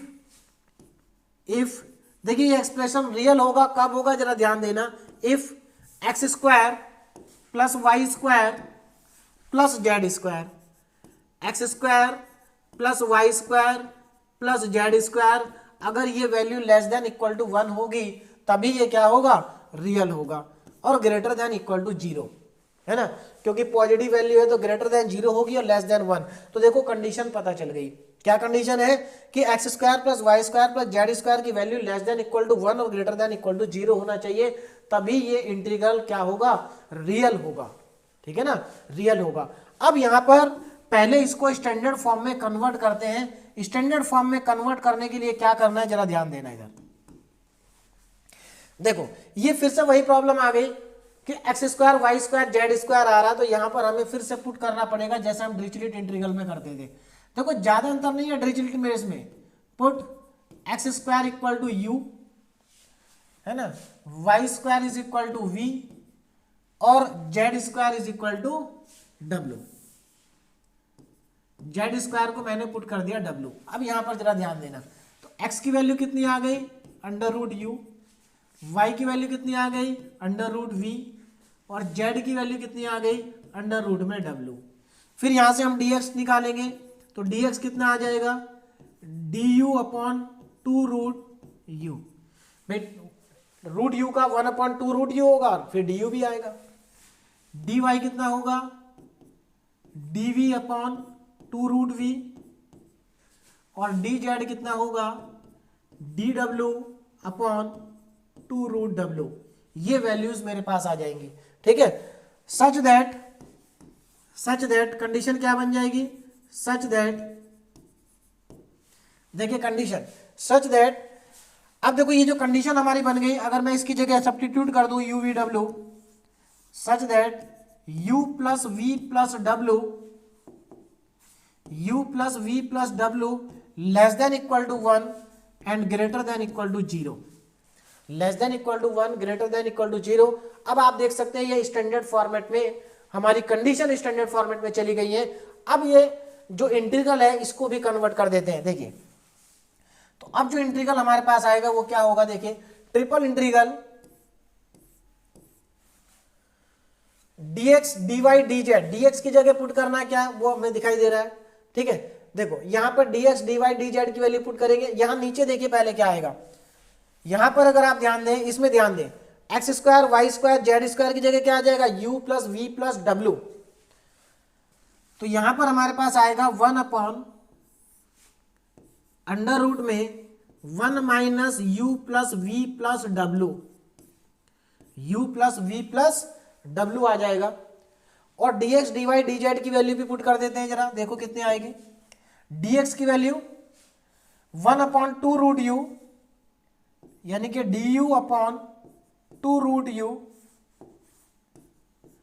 root u into dv upon 2 root v into dw upon 2 root w।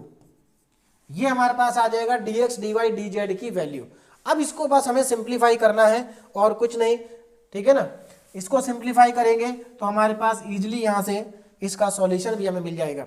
चलिए देखिए जरा ध्यान से देखिए, क्या ये स्टैंडर्ड फॉर्म में आ गया है। देखिए स्टैंडर्ड फॉर्म में क्या हमारे पास ये आ गया है, स्टैंडर्ड फॉर्म में हमारी क्या थी, देखिए ये स्टैंडर्ड फॉर्म थी, x की power l minus 1 m minus 1 z minus 1। इस फॉर्मेट में हमें इसको लाना है। अब यहां पर ध्यान रखना x y z नहीं है, यहां पर u v w आ चुका है, u v w। चलिए तो ये तो हमारा फंक्शन हो गया, एक्स वाई जेड की जगह जो फंक्शन होता था वो फंक्शन हो गया। अब यहाँ फंक्शन एक्स वाई जेड का नहीं है, यू वी डब्ल्यू का है। और यहाँ पर डी यू भी आ गया, डी वी भी आ गया, डी डब्ल्यू भी आ गया। अब देखो ये 2 to 8, 8 तो बाहर आ जाएगा, कांस्टेंट है। तो पहले तो मैं ट्रिपल इंटीग्रल से 8 को बाहर कर देता हूं, 1/8, 1/8। जरा ध्यान से देखें, 1/8 आ गया बाहर। Triple integral.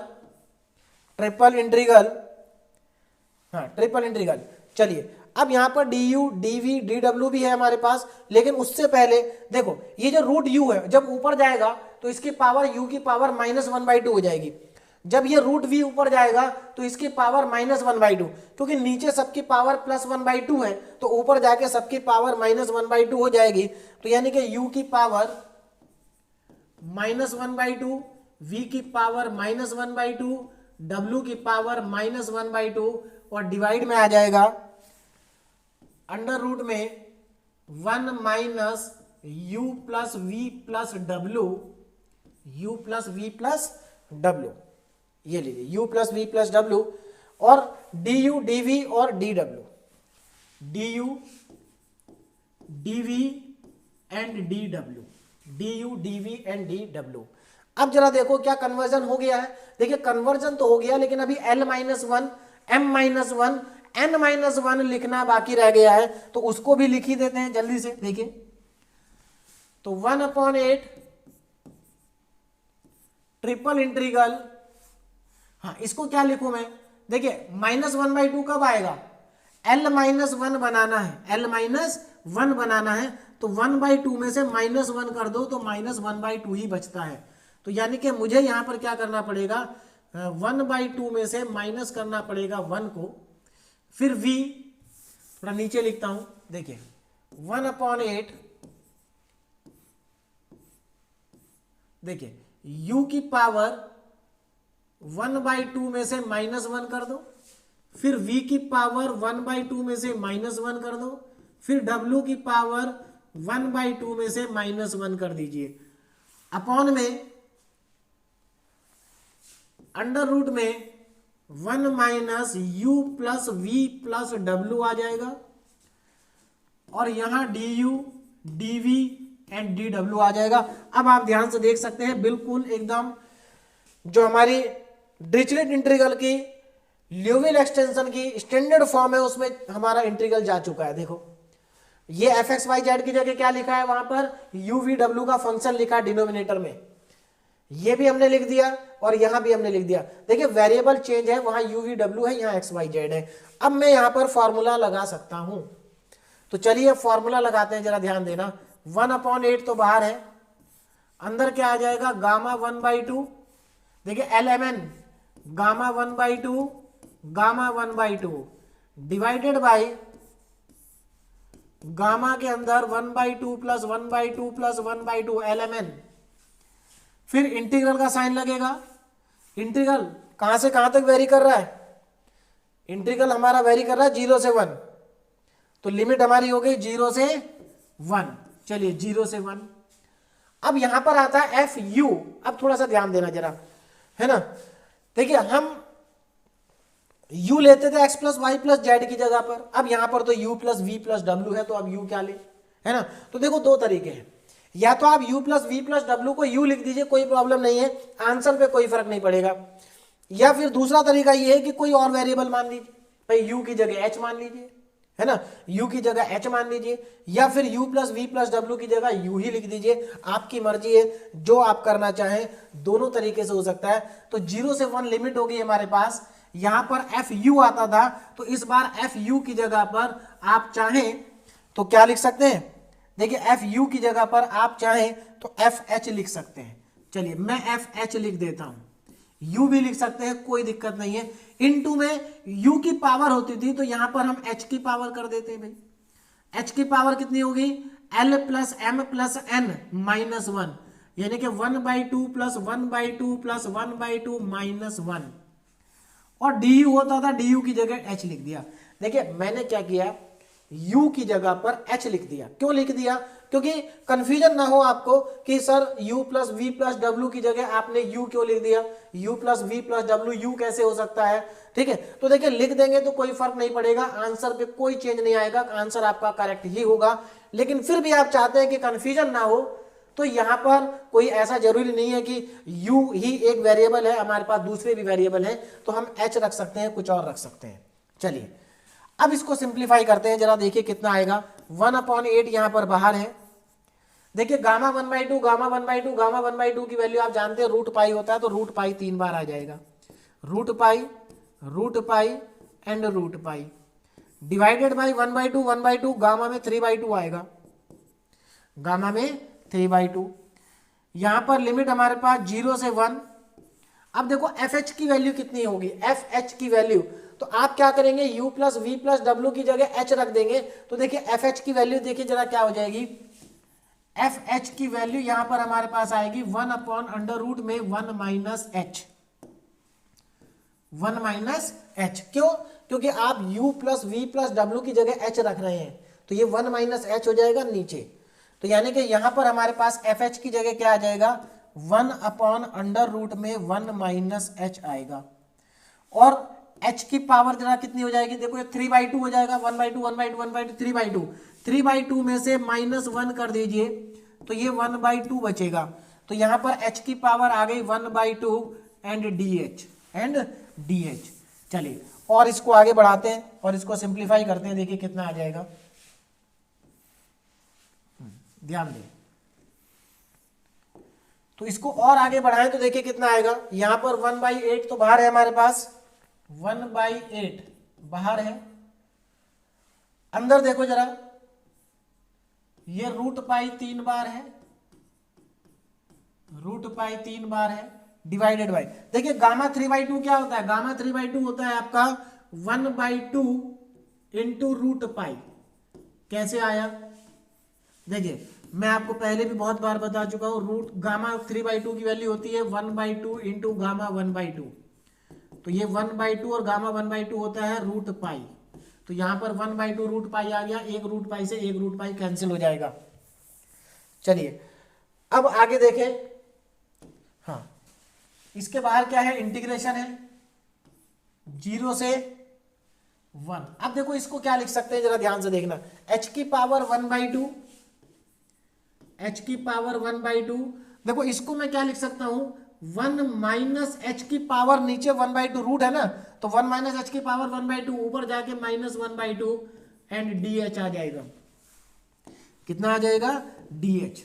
अब इसको थोड़ा सा सिंप्लीफाई कर दे, देखिए 2 से 4 टाइम्स कट जाएगा, तो ये कितना आएगा, 1/4 बाहर आ जाएगा, और देखिए √π इंटू √π कितना हो जाएगा, पाई, तो यानी कि बाहर आ गया मेरे पास π/4, कितना आ गया, π/4।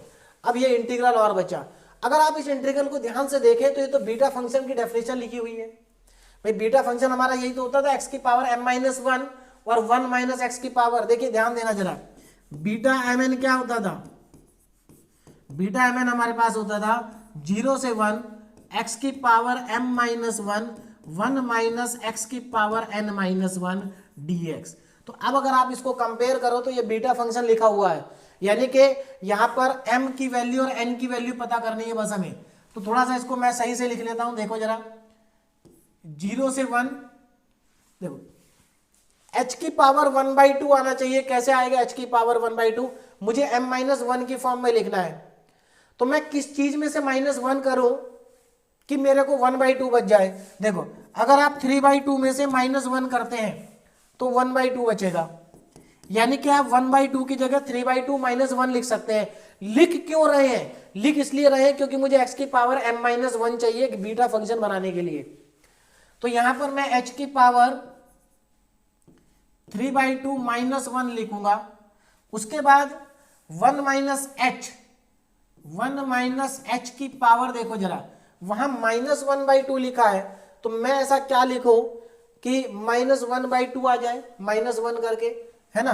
देखो तो अगर आप 1/2 में से -1 करते हैं, 1/2 में से -1 करते हैं तो यही आएगा, तो यानी कि मैं यहां पर लिख देता हूं 1/2 -1। तो अब आप कंपेयर करोगे इसको और इसको, तो दोनों एज इट इज लिखा हुआ है। तो मैं इसकी जगह अब क्या लिख सकता हूं, जरा ध्यान से देखना, इसकी जगह हम लिख सकते हैं अब π/4 बीटा, m की जगह कितना आएगा 3/2 और n की जगह कितना आएगा 1/2, तो ये आ गया बीटा mn की वैल्यू। तो यहां पर मैंने बीटा फंक्शन का यूज किया है, ध्यान रखना, ठीक है ना, बीटा फंक्शन का हमने यहां पर यूज कर लिया है। चलिए अब देखिए आगे, अब बीटा फंक्शन का फॉर्मूला भी हमें मालूम है भाई, बीटा के लिए क्या फॉर्मूला था, देखिए जरा ध्यान से, beta mn is equal to gamma n upon gamma m plus n, ये सब फॉर्मूले यहां पर यूज होंगे जो हमने पढ़े बीटा गामा फंक्शन में। चलिए इस फॉर्मूले के अकॉर्डिंग देखिए हमारे पास क्या आ जाएगी वैल्यू, गामा 3/2 गामा 1/2 अपॉन में गामा 3/2 प्लस 1/2। इसको और सिंप्लीफाई करें, देखिए कितना आएगा, π/4 बाहर है, देखिए गामा 3/2 को हम लिख सकते हैं 1/2 इंटू गामा 1/2, 1/2 गामा 1/2 गामा 1/2, ठीक है, डिवाइडेड बाय, ये हमारा हो जाएगा 2 एलसीएम लेंगे तो गामा 2 और गामा 2 की वैल्यू होती है 1, तो ये तो 1 ही आ जाएगा, यानी कि फाइनली हमारे पास देखिए कितना आ रहा है, ये हमारे पास आ जाएगा, देखिए ये रूट गामा 1/2, गामा 1/2 क्या होता है, रूट पाई है ना, तो ये π/4 और इनटू ये हमारे पास 1/2 और ये हो गया रूट पाई इंटू में रूट पाई।